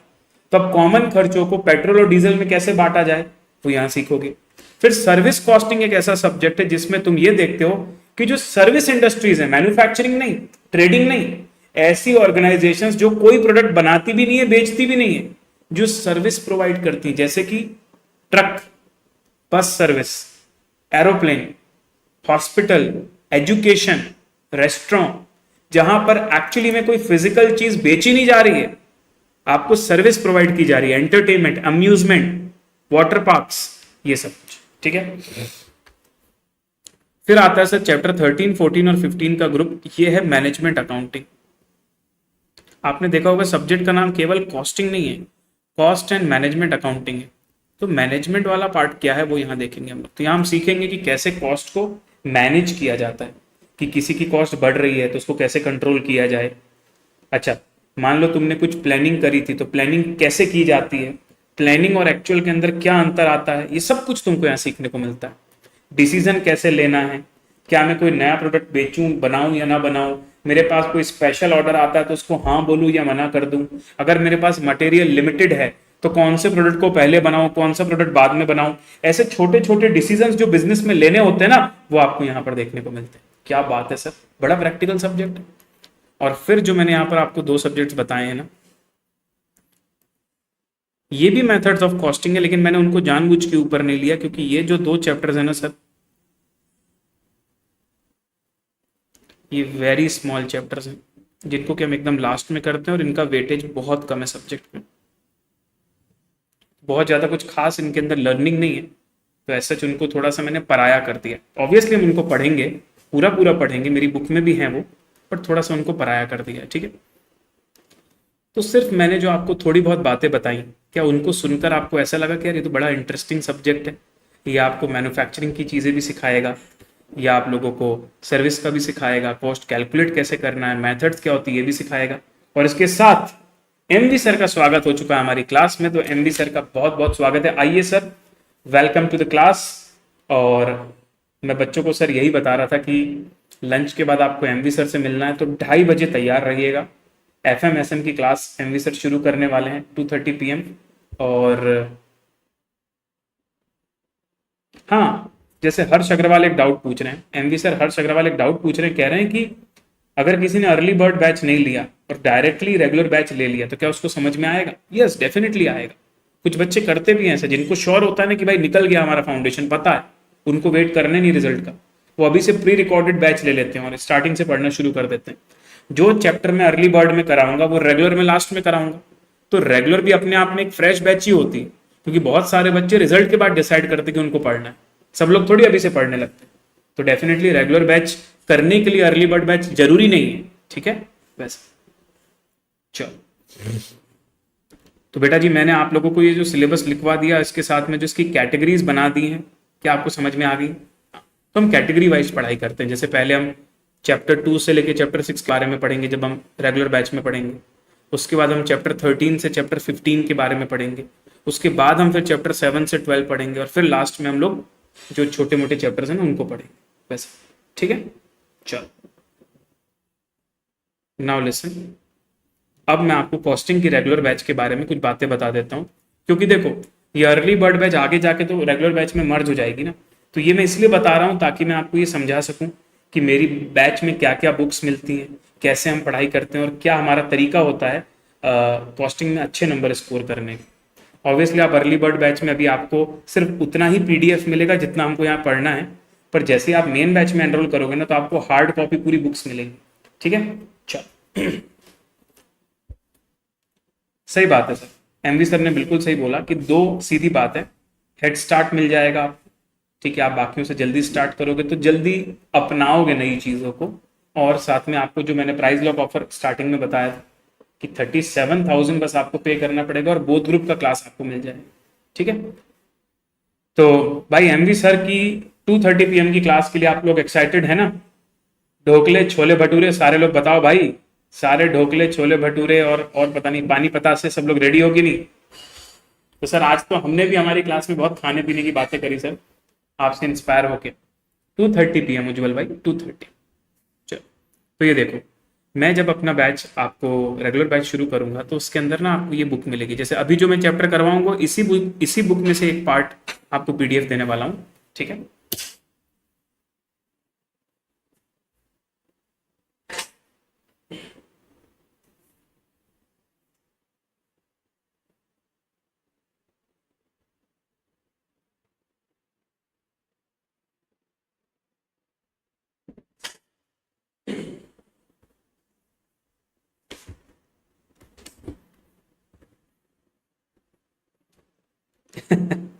तो हाँ, एक पहली बुक है हमारी जिसका नाम है कॉस्टिंग कॉम्पेंडियम। कॉस्टिंग कॉम्पेंडियम, ये जो कॉस्टिंग कॉम्पेंडियम बुक है ना, इसके अंदर कॉन्सेप्ट्स होते हैं, एग्जाम्पल्स होते हैं और स्टडी मटेरियल के सारे प्रॉब्लम्स होते हैं। और स्टडी मटेरियल के अलावा कुछ कुछ PYQ RTP के चुनिंदा सवाल जो मैं चैप्टर वाइज जब पढ़ाता हूँ ना उस समय करवाता हूँ, वो इसमें इंक्लूड होते हैं। अच्छा, कॉन्सेप्ट्स को मैंने टैबुलर फॉर्म में अपनी लैंग्वेज में डाल के रखा हुआ है, सिंपल वे में। अननेसेसरी की थ्योरी इसमें से एलिमिनेट कर दी है, जितना प्रैक्टिकल पार्ट में रेलेवेंट होता है उतना डाल के एक कंसाइज बुक बनाई हुई है आपको, जिसका नाम रखा है कॉस्टिंग कॉम्पेंडियम। ठीक है, तो ये बुक आपको मिलेगी। इसके अलावा एक बुक आपको मिलेगी थ्योरी एंड MCQ वाली, थ्योरी MCQ बुक। वैसे ये बुक जब मैंने लॉन्च करी थी ना, तब मुझे मतलब तब न्यू सिलेबस का पेपर नहीं आया था और मॉक टेस्ट पेपर भी नहीं आया था। तो हम लोगों को ये एक मतलब अंदाजा था कि शायद MCQ में थ्योरी ज़्यादा पूछेंगे, बट एक्चुअली MCQ में थ्योरी नहीं पूछते, प्रैक्टिकली पूछते हैं। तो अलग से फिर MCQ के लिए कोई और चीज़ पढ़नी नहीं पड़ती। जो हम कॉम्पेंडियम के अंदर प्रैक्टिकल चीज़ें पढ़ते हैं ना, वही उसी से MCQ पूछा जाता है। ठीक है, नाउ मटेरियल कॉस्ट। अब जैसे आपको तीसरी बुक मिलेगी PYQ RTP कंपाइलर। अब ये वाली जो आपकी बुक होती है ना कंपेंडियम, ये तो हार्ड कॉपी बुक होती है। हाँ जी सर, ये भी हार्ड कॉपी बुक होती है। हाँ जी सर, लेकिन ये जो कंपाइलर होता है ना, ये PDF में देता हूं। इसका रीजन बताता हूं तुमको। ये PDF का हमको यूज आता है हमारी लास्ट 10 क्लासेस में। आखिरी की जो हम 10 क्लासेस लेते हैं ना हमारे बैच की, आखिरी 10 क्लासेस, उसमें ये PDF का काम आता है। तो तब तक क्या होता है ना, जैसे आपका जब ये आखिरी 10 क्लासेस चल रहा होगा, तब तक जनवरी का पेपर भी हो गया होगा, जनवरी की RTP भी आ गई होगी, जनवरी की MTP भी आ गई होगी। तो मैं ये PYQ RTP ने चैप्टर वाइज PDF बनाता हूं और इस चैप्टर वाइज PDF में लेटेस्ट क्वेश्चन ऐड करके आपको देता हूं। और इसको प्रिंट करवाने की कोई जरूरत ही नहीं। क्यों? क्योंकि इस PDF का जो भी उपयोग है वो क्लास में ही मैं आपको सारे क्वेश्चंस करवा देता हूं। तो वो सब आपकी नोटबुक में लिखे होते हैं, बस आपको क्वेश्चन के रेफरेंस के लिए इस PDF की जरूरत होती है। तो ये मैं आप लोगों को PDF में ही देता हूं। ठीक है, अच्छा, जब आपको जो मैंने 37,000 का प्राइस बताया ना, उसके अंदर आपको ये हार्ड कॉपी बुक्स इंक्लूड है। इसके अलावा उस बैच में इवेल्युएटेड टेस्ट सीरीज भी इंक्लूड है। मतलब अलग से ना तो बुक खरीदनी पड़ती है, अलग से ना तो इवेल्युएटेड टेस्ट सीरीज खरीदनी होती, सब इसमें इंक्लूड होता है। ठीक है बेटा, चिंता मत करो। ICAI की मॉड्यूल का क्या करेंगे सर? ICAI की मॉड्यूल पूरी की पूरी मेरी कॉम्पेंडियम बुक में कवर है। ये जो कॉम्पेंडियम बुक है ना, इट इंक्लूड्स पूरा स्टडी मटेरियल। नो वरी, आपको चिंता करने की जरूरत नहीं। मतलब क्या सर, अगर हमने कॉम्पेंडियम से पढ़ लिया, स्टडी मटेरियल फिर से पढ़ने की जरूरत है? No, not at all. Study material के सारे क्वेश्चन कॉम्पेंडियम में कवर होंगे, एवरी। उसके अलावा भी और क्वेश्चन है, लेकिन स्टडी मटेरियल तो पूरी कवर है वैसे। ठीक है ना, तो ये हो गया दो चीजें, costing compendium hard copy coloured, costing theory MCQ hard copy coloured, और कॉस्टिंग PYQ RTP कंपाइलर जो कि आपको PDF फॉर्मेट में मिलेगी। ठीक है, अब सुनो, लगभग 70 लेक्चर्स होते हैं हमारी बैच में। ठीक है, और 3 घंटे का, जैसा कि मैंने बताया, 8 बजे से लेके 11:15 बजे तक मैं सुबह आपको पढ़ाता हूँ रेगुलर बैच में। ठीक है, अभी नहीं, रेगुलर बैच जब शुरू होगी तब। तो उसमें 3 घंटे की पढ़ाई होती है। क्यों? क्योंकि 15 से 20 मिनट का ब्रेक होता है। ठीक है, हाँ, अगर आप इंडिविजुअल सब्जेक्ट परचेज करते हो तो उस मतलब हम जो भी प्राइस आपको वेबसाइट में दिखाते हैं ना, वो ऑल इंक्लूसिव होती है, जिसमें सारे टैक्सेस, बुक्स, सब कुछ इंक्लूड है, आपकी टेस्ट सीरीज सब इंक्लूड, अलग से नहीं खरीदना होता कुछ भी। ठीक है एवरीवन, ओके, यस। तो 70 लेक्चर होंगे, करीब 210 घंटे का कंटेंट होगा, जिसमें मैं आपको कॉन्सेप्ट सारे करवाता हूँ, स्टडी मटेरियल के क्वेश्चन सारे करवाता हूँ, PYQ RTP मई 18 से लेके अभी तक के सारे करवाता हूँ, और थ्योरी और MCQs भी करवाता हूँ। ठीक है, सब कुछ हमारी बैच में कवर होता है। अच्छा, इसके अलावा मैं आपको एक ऐसा खजाना देता हूँ जो आपके बहुत काम आने वाला है। डेली बेसिस पर हम जो भी लिखते हैं, मैं आप लोगों को Gen 25 वाले बैच का एक दिखाऊं क्या, मेरा हैंड रिटन वाला पूरा पार्ट? चलो दिखाता हूं। तो जब मैंने Gen 25 की बैच ली थी, ठीक है, Gen 25 की जब मैंने बैच ली थी, तो आप ये देखो, डेली बेसिस पर मैं जो भी आपको लिखवा रहा हूं, डेली बेसिस पर वो सारी चीजें जैसे यहां सब लिखी हुई है, उसका पूरा का पूरा PDF मैं डेली बेसिस पर ट्रैकर में डालता हूं। ट्रैकर सो एक ट्रैकर करके एक चीज़ बनती है, अगर आप फाउंडेशन में मुझसे पढ़े हो तो आपको पता होगा। इट लुक्स लाइक दिस, आपको इस तरीके से ट्रैकर नज़र आता है, जिसमें आप देखो डेट लिखा हुआ है कि किस दिन बैच चालू हुई, फिर कौन कौन सी डेट को कौन कौन सा लेक्चर मैंने लिया। जैसे देखो 30 मई को हमने चालू किया था और 31 अगस्त को ख़त्म किया।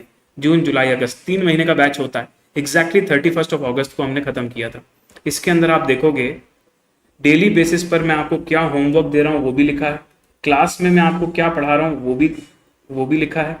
उसके बाद जिस दिन मैंने आपको जो भी कॉपी में लिखवाया उसका पीडीएफ आपको यहीं पर डाउनलोड के लिए अवेलेबल होता है। जैसे आप इस ट्रैकर में डाउनलोड की बटन दबाते हो ना, जैसे आप इस ट्रैकर में डाउनलोड की बटन दबाते हो, आपके सामने वो चीज़ पूरी की पूरी पीडीएफ आ जाती है सामने, जिसमें आप देख सकते हो।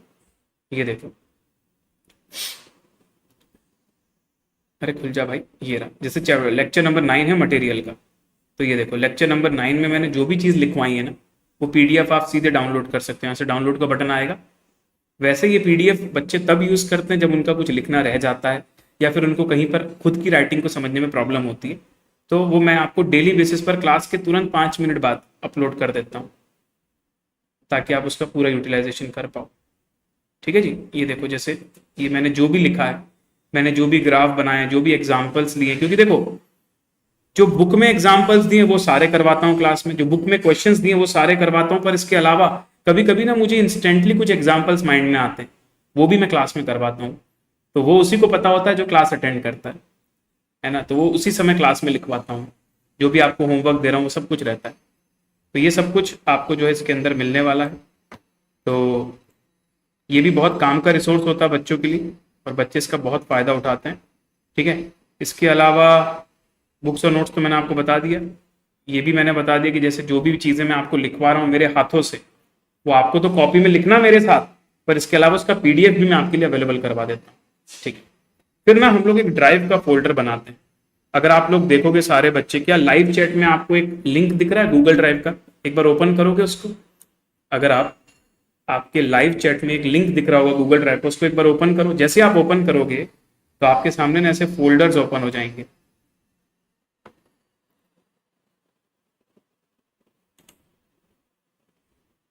सीए इंटरमीडिएट सितंबर 25, ये फोल्डर ओपन हो जाएगा, जिसमें आपके साथ मुझे जो भी रिसोर्सेज शेयर करने हैं इसी गूगल ड्राइव फोल्डर के अंदर रहेंगे। जैसे आप कॉस्टिंग के अंदर आते हो, पेपर नंबर 4, ठीक है, आप देखो मैंने सारी स्टडी मटेरियल एक जगह पर डाल दी है। फिर जैसे मैं कल आपको बेसिक्स पढ़ाने वाला हूँ, तो मैंने बेसिक्स की पीडीएफ ऑलरेडी डाल दी। आप में से अगर कोई चाहे तो इसको प्रिंट भी करवा के आ सकता है। कितने पेज का है?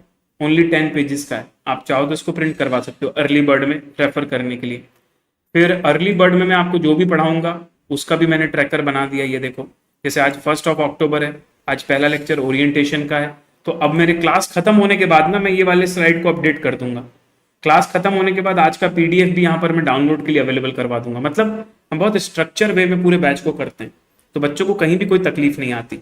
फिर जैसे मैं आपको सर्विस कॉस्टिंग चैप्टर करवाऊंगा, तो मैं आप सभी को बता दूं कि अभी हम लोग जब सिलेबस करेंगे ना, तो मैं क्या करवाने वाला हूँ सुनो। हमारे पूरे सिलेबस में हम मेजॉरिटी टाइम मैन्युफैक्चरिंग की बात करते हैं। चैप्टर 2 से लेके 6 तक हम मैन्युफैक्चरिंग की बात करते हैं। चैप्टर 7, 8, 9, 10, 11 में भी हम मैन्युफैक्चरिंग की बात करते हैं। चैप्टर 13, 14 में भी हम मेजॉरिटी मैन्युफैक्चरिंग की बात करते हैं। सिर्फ एक ही चैप्टर हमारा ऐसा है जो इंडिपेंडेंट है। इंडिपेंडेंट मतलब जो चाहे स्टार्टिंग में पढ़ो चाहे एंड में पढ़ो, कोई फर्क नहीं पड़ता, और उस चैप्टर का नाम है सर्विस कॉस्ट। तो मैं क्या करवाता हूं बच्चों, मैं आप लोगों को अर्ली बर्ड बैच के अंदर, in the early bird batch, इस अर्ली बर्ड बैच में मैं आप लोगों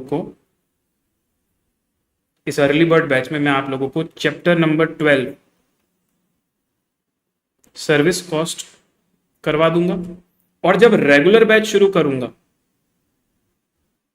जब रेगुलर बैच पढ़ाऊंगा ना, तो रेगुलर बैच में मैं क्या करूंगा, सर्विस कॉस्टिंग को सबसे लास्ट में पढ़ाऊंगा।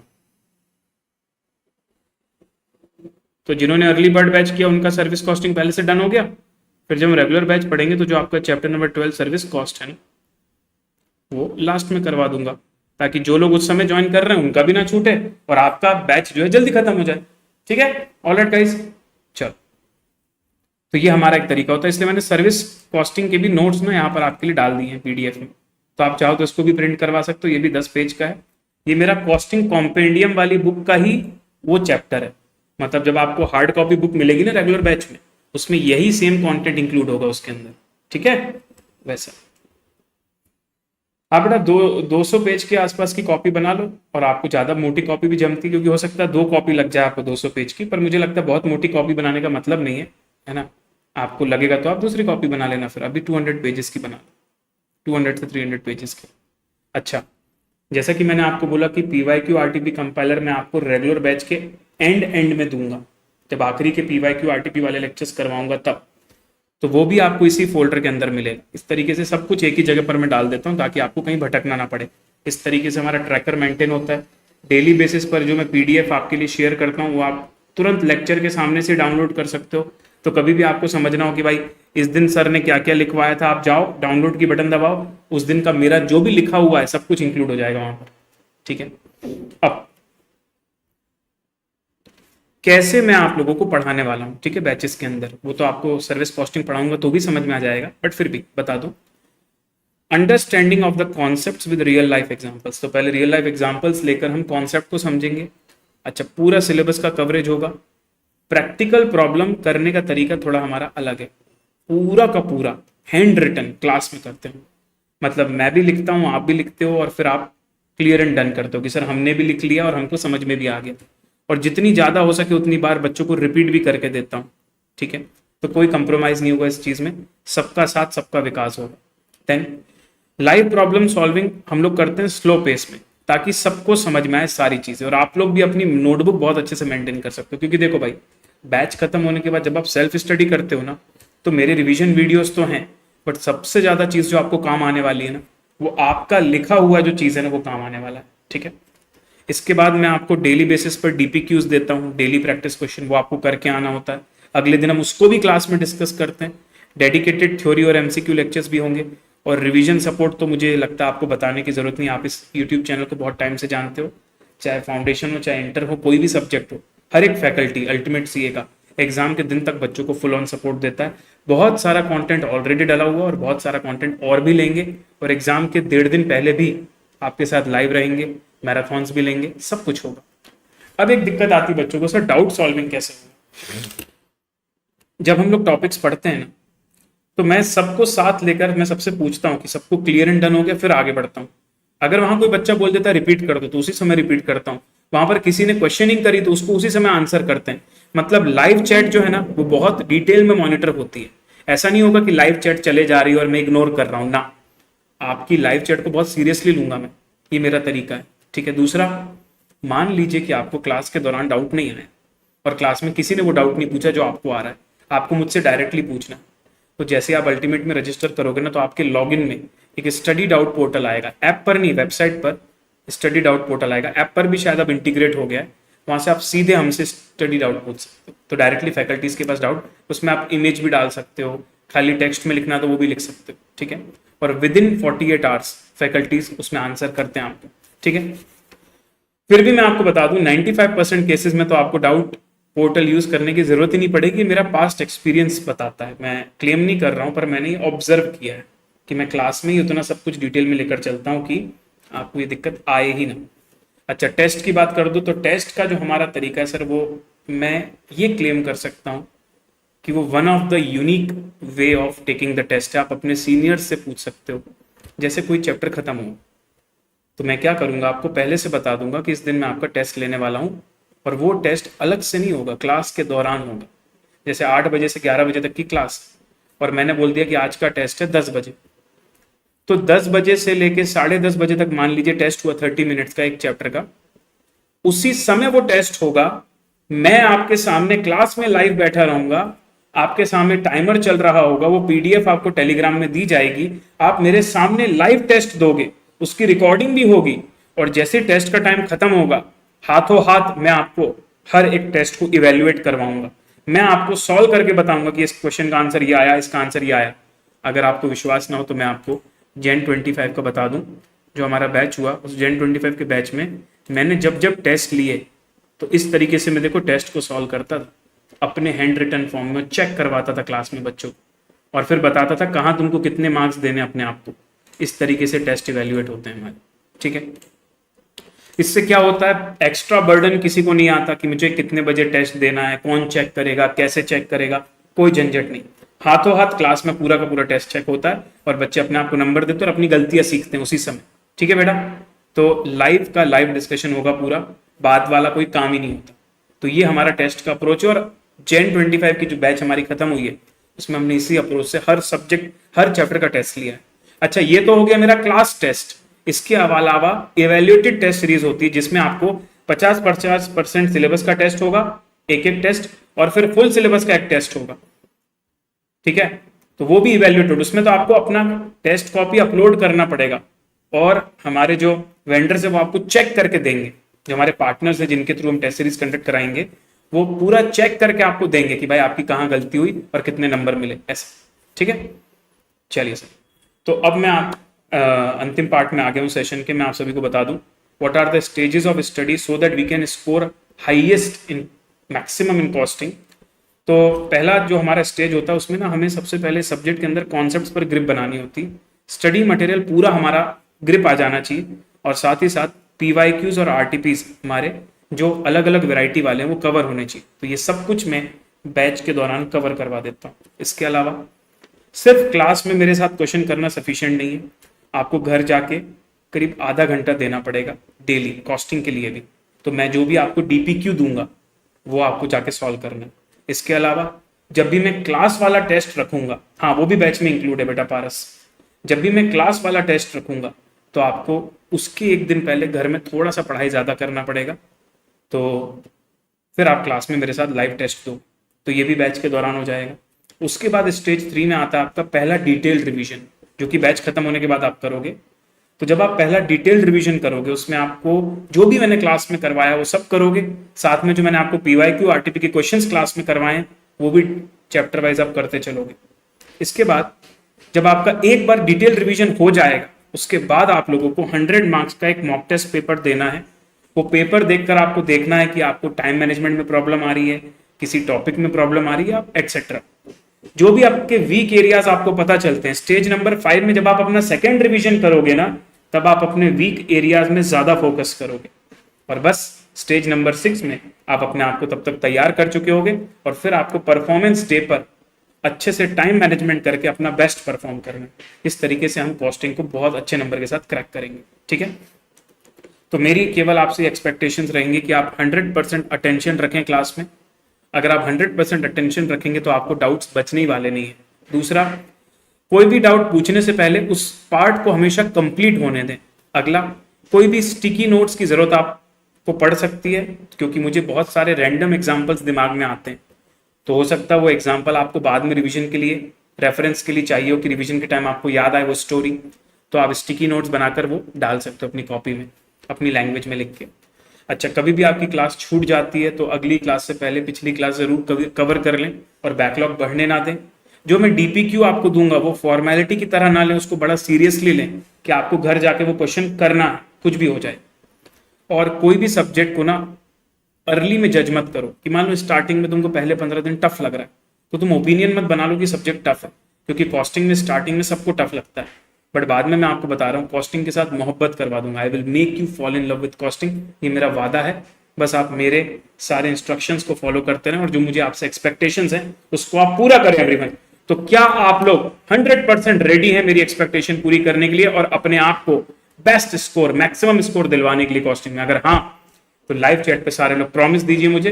इसके साथ मैं आज का सेशन खत्म करता हूं, 1 बज चुके हैं। अब ये वीडियो जैसे ही खत्म होगा इसका कमेंट बॉक्स एक्टिव हो जाएगा, उस कमेंट बॉक्स में आप अपने डिटेल्ड में सारे डाउट्स पूछ सकते हो। अगर ये सेशन देखने के बाद कुछ बच गया है डाउट तो वो पूछ सकते हो, मैं सभी को हर एक कमेंट पर्सनली रिप्लाई करूंगा, ये मेरा वादा है। तो आज रात तक सारे कमेंट्स कर दीजिए, आज रात को मैं सभी के सभी कमेंट्स की रिप्लाई करूंगा। जब जब मेरे को टाइम मिलता जाएगा मैं एज सून एज पॉसिबल उसको रिप्लाई करता जाऊंगा, ठीक है everyone? All right, thank you so much. मिलते हैं कल और सभी से एक्सपेक्टेड है कि जल्दी जल्दी आप लोग एनरोलमेंट कर लें अर्ली बर्ड बैच में। ओनली 999 रुपीज में आपको ज्वाइन करना है और वीडियो के डिस्क्रिप्शन में अगर आप जाओगे ना तो एनरोलमेंट की लिंक डली हुई है, अर्ली बर्ड बैच एनरोलमेंट, जाके आपको क्लिक करना है, लॉगिन करना है, पेमेंट करना है, एनरोल। 5 लेक्चर यूट्यूब में, 6th लेक्चर से पहले आपको आईडी पासवर्ड मिल जाएगा और फिर आपको ऐप में क्लासेस कंटिन्यू करनी है हमारे साथ। ठीक है एवरीवन, चल। और क्लासेस हमारी मंडे टू सैटरडे होंगी बेटा रेगुलर बैच में, अभी मंडे टू फ्राइडे होंगी, रेगुलर बैच में मंडे टू सैटरडे होंगी और बहुत कम छुट्टियां होंगी। पर एक चीज का वादा है और वो वादा ये है कि 3 महीने में आपको बैच खत्म करा के देंगे। जैसे 10 नवंबर से अगर रेगुलर बैच शुरू हुआ है ना, तो दिसंबर जनवरी 10 फरवरी तक खत्म, टाटा बाय बाय, गया पूरा ओवर। ठीक है, ऑल राइट सर। चलो तो आज के लिए बस इतना ही। Thank you so much, love you all. बहुत अच्छा लगा आप लोगों से मिलके, आप लोगों की एनर्जी को देखकर। इसी एनर्जी को मेंटेन हम तभी रख पाएंगे जब हम एक्टिव रहेंगे क्लास में और एक दूसरे से बातें करते रहेंगे। और जो भी मैं आपसे बोलूं, जैसे अगर आपको आज का सेशन अच्छा लगे तो वीडियो को लाइक करना। दूसरा, अगर आपको कोई भी चीज दिमाग में रहे ना तो हेजिटेट मत करना, कमेंट बॉक्स का यूज करना। अभी मत पूछो, वीडियो खत्म होने के बाद जो कमेंट बॉक्स एक्टिव होगा ना उसमें पूछना, तो मैं शांति से पढ़ के रिप्लाई दूंगा। ठीक है, सी यू।